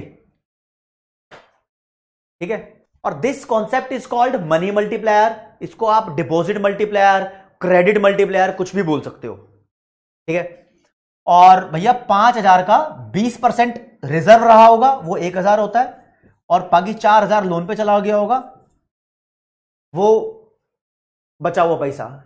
ये this is a process actually. ठीक है, लेकिन मेन बात ये है कि आपको ये एक्सप्लेन करना नहीं आएगा। तो आपको अगर समझ आ गया तो ठीक, नहीं समझ आया तो फिर एग्जाम के लिए आपको याद करना है मनी मल्टीप्लायर का ये फॉर्मूला। बस इतनी सी कहानी बोल रहा हूं। ठीक है, इतनी सी कहानी बोल रहा हूं बस। लेकिन दोस्तों अब स्टोरी थोड़ी सी और थोड़ी इंप्रूव करते हैं स्टोरी। ठीक है, ठीक है, मान लो एक क्वेश्चन आया, क्वेश्चन में आपको रिक्वायर्ड रिजर्व रेशियो दिया हुआ है 25%। ठीक है, इनिशियल डिपॉजिट भी दिए हुए हैं आपको, पहला पहला डिपॉजिट, इसको प्राइमरी या इनिशियल डिपॉजिट भी बोल देते हैं। ये दिया हुआ 1000। आपसे क्वेश्चन नंबर 1 पूछा है इसने, यहां पर मनी मल्टीप्लायर का आंसर निकालो। तो आप मनी मल्टीप्लायर निकाल दोगे 1/LRR यानी 25%, 1/0.25 4 आ जाएगा। यहां क्वेश्चन दूसरा पूछ सकता है टोटल मनी क्रिएशन कितनी हुई है, या टोटल डिपॉजिट क्रिएशन या टोटल क्रेडिट क्रिएशन कितनी हुई है, यह भी पूछ सकता है। तो ये आप क्या लिखोगे, 1/LRR मल्टीप्लाइड बाय पहला पहला डिपॉजिट 1000 है, आंसर आ जाएगा 4000। तो दोनों अलग अलग चीजें हैं। ये क्वेश्चन आ सकता है, जिसको वो टेबल समझ नहीं आई थी वो इस फॉर्मूले को याद कर लो, जिसको समझ आई थी वो अंतरात्मा में रखना, जिंदगी में काम नहीं आएगी। ठीक है, काम तो नहीं आएगी तुम्हारे। प्रिंस पूछ रहे हैं डिपॉजिट और आरआर का टोटल हमेशा इक्वल होता है? नहीं, इक्वल नहीं होता, का परसेंटेज अलग अलग ना भाई। डिपॉजिट का कुछ हो रहा है, इसका 20% निकालोगे तो ये आएगा, कम ही तो होता है उससे वो। ठीक है, लेकिन अब तुम असली जिंदगी में कूदो एक बारी। कूदना कैसे है, मान लो दोबारा स्टोरी वही चल रही है। एक बैंक के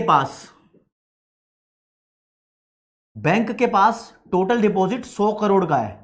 वो क्या करता है, थोड़ा सा पैसा सीआरआर के तौर पर, थोड़ा सा पैसा एसएलआर के तौर पर, मान लो 5 यहां 15 यहां, कितना हो गया 20 हो गया, इसको बोलते हैं रिक्वायर्ड रिजर्व। जो भी है ये रिजर्व है बैंक का। बाकी पैसा कहां दे देता है, वो लोन पे दे देता है। लेकिन आज के टाइम में दुनिया बदल चुकी है। अब बाकी कितना पैसा बच गया, 100 में से 20 गए, 80 बच गया, 80 लोन पे दे देगा। आज के टाइम में ऐसा नहीं होता।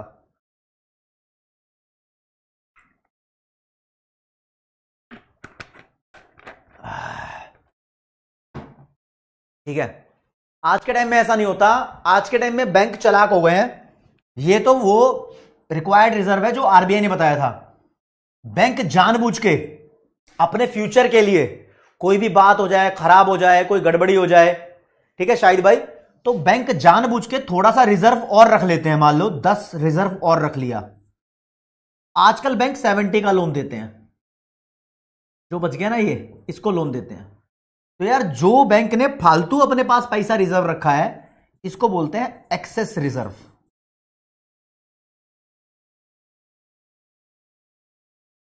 क्या बोलते हैं? एक्सेस रिजर्व बोलते हैं, यश गुप्ता। अब तुम बोलोगे सर आपने जो मनी मल्टीप्लायर का फॉर्मूला बताया था, जी हां मैंने बताया था, वो फॉर्मूला तब था जब बैंक एक्सेस रिजर्व नहीं रखता। बैंक एक्सेस रिजर्व नहीं रखता तो मनी मल्टीप्लायर का फॉर्मूला जो बताया था वो सही था। लेकिन आज की दुनिया में बैंक एक्सेस रिजर्व रखता है, तो यहां मनी मल्टीप्लायर का फॉर्मूला चेंज हो जाता है। यहां मनी मल्टीप्लायर का फॉर्मूला चेंज हो जाता है। या in case of excess reserve money multiplier का फॉर्मूला आपको ध्यान रखना है, यह होता है मनी सप्लाई अपॉन में मॉनेटरी बेस। मॉनेटरी बेस, मान लो मॉनेटरी बेस आरबीआई के द्वारा छोड़ा गया पैसा 1000 रुपया है और देश में सर्कुलेट हो गया 6000 हो गया, मनी सप्लाई 6000 होगी ना, वो पास होता रहा, क्रेडिट मनी घूमता रहा, तो आप बोलोगे मनी मल्टीप्लायर 6 है। पेपर में क्वेश्चन आता है ये, आपको इसकी और इसकी वैल्यू दे देगा, बोलेगा मनी मल्टीप्लायर निकालो, आप बहुत प्यार से बहुत इजीली निकाल लोगे, मक्खन मलाई वाले तरीके से, ठीक है। लेकिन दोस्तों मैं आपको बताना चाहूंगा, इस फॉर्मूले की पोल खोलते हैं। मनी सप्लाई मान लेता हूं कैश है और पब्लिक ने कुछ कैश रखा हुआ है, कुछ डिपॉजिट रखा हुआ अपने पास, ये मान के चलता हूं। वैसे तो अदर डिपॉजिट भी होता है, लेकिन इतना मान लेता हूं अभी, ठीक है। डिपॉजिट विपॉजिट कुछ भी हो, सारा का सारा इसमें डाल दिया, अदर डिपॉजिट सारे डिपॉजिट इसमें ही है। कुछ पब्लिक के पास कैश है, करेंसी, ये करेंसी है, ये डिपॉजिट है, होता है ना। ये मैंने मनी सप्लाई की जगह इसको लिख दिया अभी हाल फिलहाल के लिए, अपॉन में मॉनेटरी बेस, यानी जो आरबीआई पैसा इश्यू करता है, आरबीआई जो पैसा इश्यू करता है वो कुछ करेंसी वाला पब्लिक के पास रहता है, ठीक है। कुछ बैंकों के पास डिमांड डिपॉजिट की फॉर्म में होता है, और नहीं कुछ पब्लिक के पास जाता है, कुछ बैंकों के पास रिक्वायर्ड रिजर्व की फॉर्म में होता है, और कुछ पैसा एक्सेस रिजर्व की फॉर्म में होता है। ध्यान से समझना, जो देश की मनी सप्लाई है वो उसका फॉर्मूला ये लिख दिया, पब्लिक के पास करेंसी है प्लस जितना भी डिपॉजिट है सारा, कहीं पे भी हो ये मान लो। और जो मॉनेटरी बेस है, मतलब आरबीआई ने जो पैसा इश्यू किया 1000, तो बैंक ने क्या किया होगा उस 1000 का, मान लो बैंक के पास गया वो पैसा, बैंक ने कुछ पैसा अपने पास रिजर्व रखा, कुछ एक्सेस रिजर्व रखा, और बाकी पब्लिक को दे दिया। तो ये वाला और ये वाला पैसा तो सेम है, सेम है ना। तो इस फॉर्मूले की पोल खोल रहा हूं मैं, मैथ दिखाऊं आपको थोड़ा सा मैथ। मान लो यहां पर लिखा है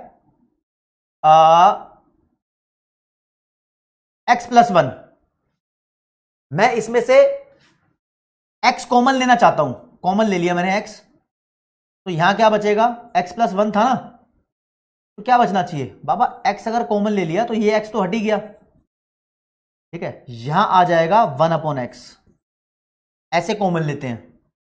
अगर आपको पता हो तो इसमें से एक चीज बाहर निकालनी है मुझे, ये बड़ा मुश्किल वाला कॉमन लेना सिखा दिया मैंने, लेकिन सिखाया नहीं है, ऐसे ही बताया है।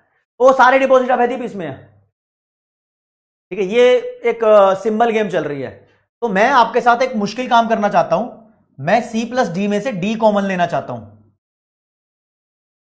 C+D में से D कॉमन ले रहे हो तो C/D आ जाएगा, C/D प्लस D को तो कॉमन ले ही लिया 1, नीचे भी ले रहा हूं D कॉमन, तो C/D, फिर ये रिक्वायर्ड रिजर्व अपॉन D का मतलब डिपॉजिट है, फिर एक्सेस रिजर्व अपॉन D, हो गया। तो अब देखिए इस C/D को, अच्छा ये D से D काट दो पहले, C/D को छोटा c लिख दो, छोटा सी का मतलब हो गया करेंसी और डिपॉजिट की रेशो, करेंसी डिपॉजिट रेशो हो गई भाई, ये छोटा सी लिख दू, +1 तो है ही, अपॉन ये C/D, ये भी तो यही था, ये भी छोटा सी, ये मान लो बड़े बड़े सी थे, और ये रिजर्व और डिपॉजिट का रेशो है तो छोटा r लिख दिया, और ये एक्सेस रिजर्व और डिपॉजिट का रेशो है तो छोटा ER लिख दिया ना।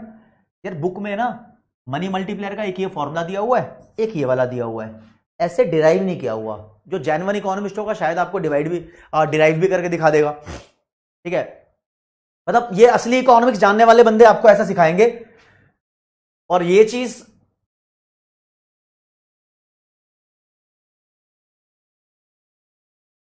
मैं आपको बता देता हूं, कॉन्सेप्ट आपका मनी मल्टीप्लायर तो money multiplier process, the money multiplier process explain how increase in the monetary base.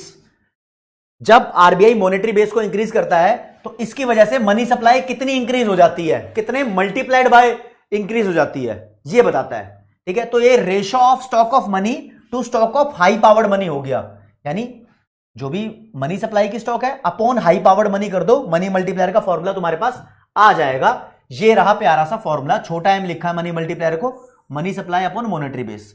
Monetary base का मतलब करेंसी इन सर्कुलेशन और बैंक के सारे रिजर्व, बैंक के सारे रिजर्व।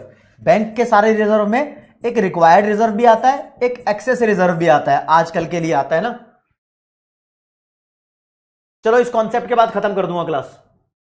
ठीक है, ये पूरा प्रॉपर मनी मल्टीप्लायर हो गया। C plus D, C plus D क्या है, मनी सप्लाई, और मॉनेटरी बेस ये है सी, मतलब यही वाला, आर आर और ई आर, रिक्वायर्ड रिजर्व और एक्सेस रिजर्व। डी कॉमन ले लिया, फिर काट दो डी को, मैं काट नहीं रहा, तुम्हारे लिए होगा, काट दोगे अपॉन में आ जाएगा, फिर ये छोटा सा फॉर्मूला बन जाएगा मनी मल्टीप्लायर का। एक्चुअली होगा क्या कि आपको इनकी वैल्यू दे देगा और आपसे बोलेगा कि मनी मल्टीप्लायर की वैल्यू कैलकुलेट करो। ठीक है जी, ओके। तो यहां पर लिखा हुआ है द गिवन फॉर्मूला या above formula can also be referred as, इस फॉर्मूले को हम क्रेडिट मल्टीप्लायर, डिपॉजिट मल्टीप्लायर या फिर डिपॉजिट एक्सपेंशन मल्टीप्लायर भी बोलते हैं। ये डिस्क्राइब करता है amount of additional money created by commercial bank. जो कमर्शियल बैंक एक्स्ट्रा पैसा एक दूसरे को घुमा घुमा के जो बेवकूफ बना के, बेवकूफ नहीं जेन्युइनली घुमा रहा है वो, ठीक है, जो लैंडिंग का प्रोसेस है उसके थ्रू क्रिएट करता है ना उस पैसे को। और कब है ये फॉर्मूला, जब एक्सेस रिजर्व भी रखते हैं बैंक, ध्यान रखना। ओके, हाँ ठीक है ना, एक्सेस रिजर्व यहां से नहीं बता रहा, मतलब मनी मल्टीप्लायर के दो फॉर्मूले हो गए ना। विदाउट एक्सेस रिजर्व वही वाला फॉर्मूला जो 12th क्लास में पढ़ते थे, मैंने सबसे पहले पढ़ाया आपको वो, ठीक है, लेकिन मॉड्यूल में बाद में लिखा हुआ है। चलो जी, ओके। एक क्वेश्चन भी दिया हुआ है, क्वेश्चन तो देखे जाएंगे बाद में, अब आप मॉड्यूल के हिसाब से देख लो बाबा। डाउट भी देखूंगा, मॉड्यूल भी दिखाता हूं आपको मैं। लो जी, मॉड्यूल पे चल रहे थे, मैंने आपको सोर्स ऑफ मनी सप्लाई करा दिया। दो सोर्स होते हैं, एक सेंट्रल बैंक और एक बैंकिंग सिस्टम। सेंट्रल बैंक को प्राइमरी सोर्स बोलते हैं, ठीक है जी। फियाट मनी के बारे में बता दिया था, ये मैंने अभी बताया नहीं आपको। सेंट्रल बैंक डिजिटल करेंसी अगली क्लास में बताऊंगा, छोटा सा टॉपिक है। मनी सप्लाई को कैसे मेजर करते हैं वो मैंने बता दिया आपको। अच्छा, यहां पर एक पॉइंट मैं आपको बताना चाहता हूं, जो फैक्ट आपको जानने की जरूरत है, शायद आपसे पूछ भी ले, ठीक है।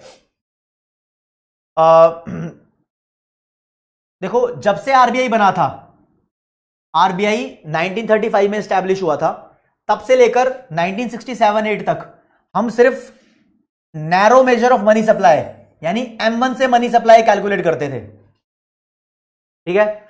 लेकिन 1967-8 के बाद से हम broader major of money supply से कैलकुलेट करने लगे, और इसको बोलते हैं हम एग्रीगेट मॉनेटरी रिसोर्सेस। AMR की फुल फॉर्म पूछ सकता है, ठीक है जी। मतलब एक रिपोर्ट छापता है आरबीआई, एग्रीगेट मॉनेटरी रिसोर्स, उसमें छाप के देता है कि M1 कितना है, M2 कितना है, M3 कितना है, M4 कितना है, सब कुछ छाप के देता है, कोई दिक्कत वाली बात नहीं है, ठीक है।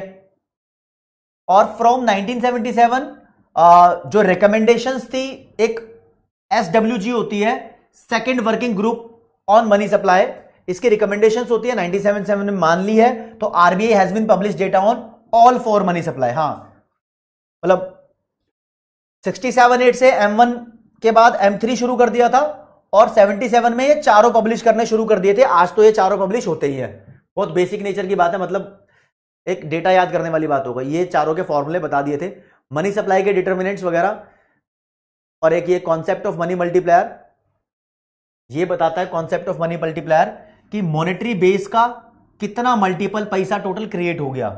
इसको निकालने का फॉर्मूला पढ़ा है हमने, इसको निकालने का फॉर्मूला ये रहा, money supply upon monetary base, ठीक है ना, ये ऐसे बताता है, ठीक है जी, ओके। हाँ जी,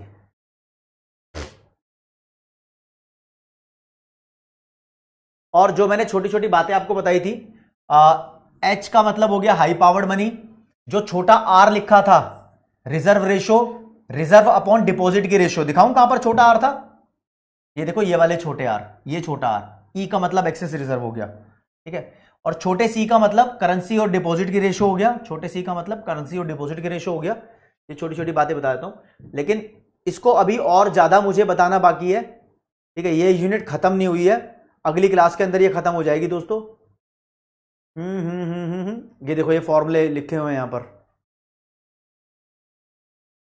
कोई दिक्कत नहीं है। इन सब फॉर्मूले से हम कैलकुलेशन देख लेंगे, मनी मल्टीप्लायर का हमने कर लिया है, ठीक है। बेसिक बेसिक आपको बातें बता दी है, डरने वाली बात नहीं है, ठीक है। चैप्टर अगली क्लास में खत्म हो जाएगा और थोड़ी बहुत हम नेक्स्ट वाली यूनिट भी स्टार्ट कर देंगे। भूख लग रही है तो खाना खा लेना, कि भाई डाउट वगैरह तुम्हारे देख लूँ मैं क्या क्या थे। हाँ जी सर, बैंक एक्सेस रिजर्व क्यों रखता है? अपनी मर्जी से रखता है, ये मैंडेटरी नहीं है। बैंक को लगता है भाई इसके पास एक एडिशनल रिजर्व होना चाहिए। तुम क्यों रखते हो एक्सेस रिजर्व? तुम भी तो रख लेते हो कभी कभी।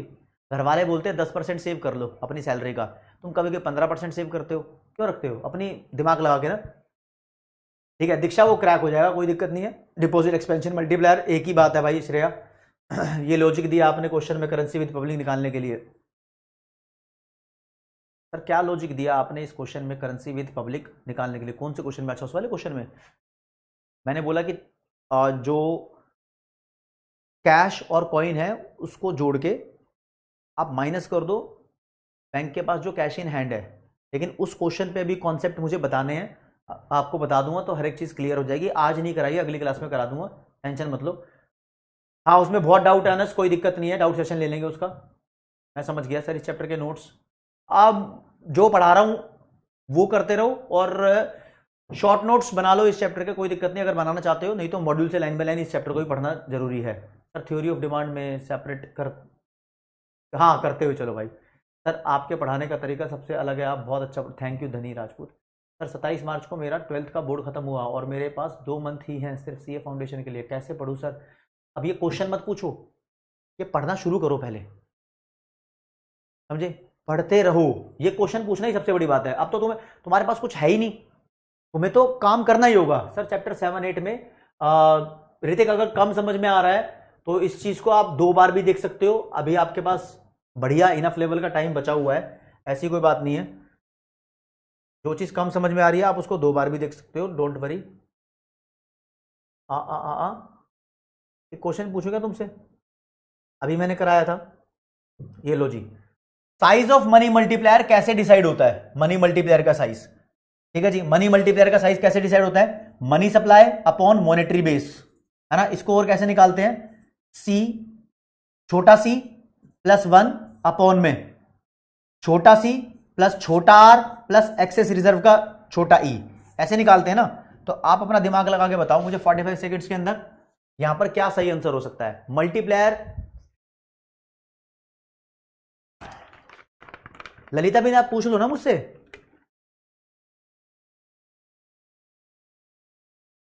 यार एक बच्चे का क्वेश्चन नहीं पढ़ा गया था यहां पर, वो गलती से क्रॉस टिक हो गया था मुझसे, आप पूछ लो, दोबारा पूछ लो।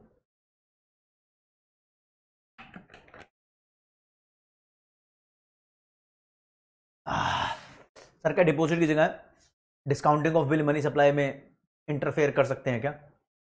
कर सकते हैं शायद, बहुत सारी चीजें करती हैं। अभी तो तुम छोटी सी प्रोग्रेस देख रहे हो, इस अभी तो बहुत बड़ी प्रोग्रेस है इसमें, यानी जो तुम्हें पढ़ाया जा रहा है वो रिसेंट, मतलब एग्जैक्टली ऐसे नहीं होता, बहुत कुछ अलग भी होता है रियल जिंदगी में।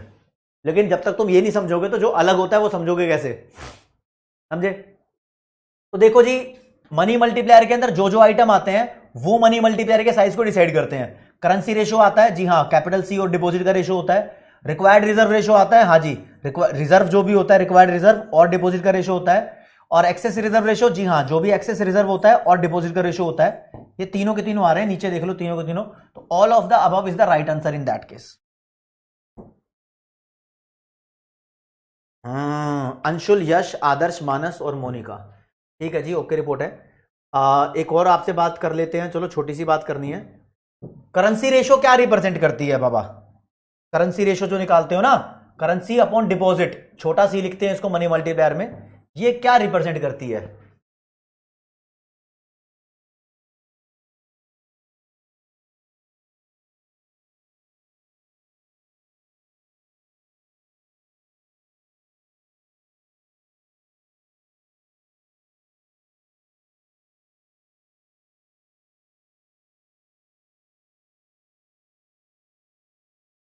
प्रियंका वो डिराइव किया हुआ है, ठीक है। अब देखो जितनी करेंसी तुम्हारे पास है उसको डिपॉजिट से डिवाइड कर दिया, तुम्हारे पास करेंसी डिपॉजिट रेशियो आ गई। ये बिहेवियर ऑफ पब्लिक शो करती है, मतलब कि कितना पोर्शन पब्लिक बैंक के अंदर जमा करा रही है, ठीक है। आ जाओ जी। अच्छा अच्छा अच्छा अच्छा अच्छा अच्छा अच्छा, चलो अब आपको ज्यादा परेशान नहीं करूंगा।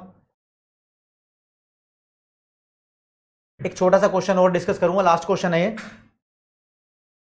अच्छा उसका आंसर दे दिया था, ही था आंसर उसका, राइट। हाँ, आदित्य, मोनिका, अपर्णा, सुंदर और प्रिंस गुप्ता। देखो जी, कह रहा है if commercial bank reduce their holding of excess reserve, अगर कमर्शियल बैंक ने अपना एक्सेस रिजर्व कम कर दिया तो क्या होगा, तो क्या होगा। देखो जी, बैंक के पास 100 करोड़ रुपया है, वो मान लो 20 टोटल रिजर्व रख रहा है, रिक्वायर्ड रिजर्व 80 लोन दे रहा है, ये होता था। फिर क्या आया, बैंक के पास 100 करोड़ रुपया हुआ, जमाना बदला, 20 तो रिजर्व हो गया, 10 उसने अपनी मर्जी से रिजर्व रख दिया और अब 70 लोन किया, तो एक्सेस रिजर्व आया तो लोन कम हो गया, समझ रहे हो। और ये कह रहा है कि बैंक अगर रिड्यूस कर दे अपना एक्सेस रिजर्व, मान लो 10 से 5 कर दे, 100 करोड़ है, 20 तो रिक्वायर्ड रिजर्व है, 5 एक्सेस रिजर्व है और 75 लोन हो गया। मतलब एक्सेस रिजर्व रिड्यूस करने से लोन अवेलेबिलिटी का अमाउंट बढ़ जाता है, और लोन अगर मार्केट में ज्यादा अवेलेबल होगा तो मनी सप्लाई भी बढ़ जाएगी। तो एक्सेस रिजर्व कम करने से मनी सप्लाई इंक्रीज हो जाती है, ठीक है, इंक्रीज हो जाती है। तो सी वाला will be the right answer. वाह बहुत बढ़िया। चाहत, मोनिका, सुंदर, अंशुल, मानस। दोस्तों आपकी क्लास में आज टॉप पे मोनिका है, फिर श्रेया, प्रिंस, शीतल, मानस, शिवांगी, कनिष्का, ललिता, अपर्णा और Anas. These are the toppers in today's class. अगली क्लास में इस यूनिट 2 को कंटिन्यू रखेंगे, ठीक है, थोड़ा सा पोर्शन इसका बचा हुआ है, और यूनिट 3 भी चैप्टर की हम थोड़ी सी स्टार्ट कर देंगे। अब बच्चों ने डाउट पूछा हो तो यहां पर मैं देख लेता हूं। Public company subset of government company, नहीं ऐसा जरूरी नहीं है। पब्लिक कंपनी तो मैं भी खोल सकता हूं, मतलब पब्लिक में शेयर दे रहा हूं तो पब्लिक कंपनी हो गई ग्रुप भाई। और ये लॉ का क्वेश्चन है वैसे, है रवि। लास्ट वाला ऑप्शन भाई, लास्ट वाला ऑप्शन कौन से क्वेश्चन का था वो मेंशन नहीं यहां पर है सर। जो आप लिखवा रहे हो उससे नोट्स में काफी होगा गोविंद, कोई दिक्कत नहीं है सर। मुझे बुखार था इसलिए 1 महीने का बैकलॉग हो गया चारों सब्जेक्ट में। इतना हम सोच समझ के चलते हैं विकास, पीडब्ल्यू वाले, इसलिए ही आपका सिलेबस 2 महीने पहले खत्म करा देते हैं कि बच्चों के साथ अनसर्टेनिटी भी तो हो सकती है। सर रिक्वायर्ड रिजर्व रिड्यूस करेंगे तो मॉनेटरी बेस भी फॉल होगा ना। अगर आप रिक्वायर्ड रिजर्व कम कर दोगे तो ज्यादा पैसा लोन पे जाएगा, समझ रहे हो, तो मनी सप्लाई बढ़ जाएगी। लेकिन मॉनेटरी बेस तो वो पैसा है जो आरबीआई ने दिया है, उसका इससे क्या लेन देन, ठीक है, उससे कोई फर्क नहीं पड़ेगा भाई। और कोई क्वेश्चन मेरी जान। हाँ आज की क्लास थोड़ी हैवी हो गई अंशुल भाई, कोई बात नहीं, हम भी हैवी ड्राइवर है तो हैवी होने दो, कोई दिक्कत नहीं है। तो मेरे दोस्तों आज की क्लास में इतना ही, ठीक है। आराम से पढ़ाई करो, अपने टारगेट को अंजाम देने के लिए आपको बहुत कुछ सेक्रीफाइस करना पड़ेगा। कई बार नींद भी आएगी तो उस नींद से दूर होना पड़ेगा, और कई बार बोरियत फील होगी तो बोरियत से भी दूर होना पड़ेगा। लोगों ने तो अपने जो अब सीए बन चुके हैं, काफ़ी टीचर्स भी हैं और काफ़ी प्रोफेशनल भी हैं, अपने ऑफिस खोल के बैठे हैं। मेरे कांटेक्ट में बहुत लोग हैं। ज़्यादातर लोग कहते हैं कि सीए की पढ़ाई करते करते हमने तो बहुत सारे रिश्ते भी तोड़ दिए। एक टीचर से मेरी मुलाकात हुई, क्या बोल दिया मैंने, टीचर से नहीं, एक सीए से मेरी मुलाकात हुई, उसने बोला कि अब लड़का था या लड़की थी ये नहीं बताऊंगा, कि सीए की पढ़ाई करते करते मैंने अपना प्यार त्याग दिया वहां पर, ठीक है। अगर मैं सीए नहीं होता तो मेरी शादी उससे हो जाती, या नहीं होती तो शादी उससे हो जाती। मतलब लोगों ने ब्रेकअप भी करे हैं क्योंकि पढ़ाई प्यारी थी। और दोस्तों पढ़ाई प्यारी थी इसलिए ही वो सीए बना, या तो शादी हो जाती, सीए नहीं बनता है, सीए बना है तो वो नहीं मिला। यानी तुम्हारी जो फाइनल आउटपुट है, जो तुम्हारी सक्सेस है, वो तुमसे सेक्रीफाइस मांगेगी, सेक्रीफाइस मांगेगी। या तो छोटी मोटी खुशियों का सेक्रीफाइस, आवारागर्दी का, फालतू फंड के मजे लेने का, पार्टीज का, बहुत कुछ सेक्रीफाइस मांगेगी, समझ रहे हो। तो ठीक है दोस्तों, सेक्रीफाइस तो बहुत जरूरी है। तुम्हें कभी नींद आ रही हो क्लास देखने में या पढ़ने में तो बार बार मुंह धो लेना, कुछ करना कि जिससे नींद ना आए। बार बार कॉफी के पीछे पड़ोगे तो कॉफी की गलत आदत हो जाएगी, है ना। बार बार मुंह धो लेना भाई, ठीक है ना। बच्चे अंदाजा लगा रहे हैं आपके बैच में से कोई भी टीचर नहीं है वो, ठीक है अंदाजा गलत है।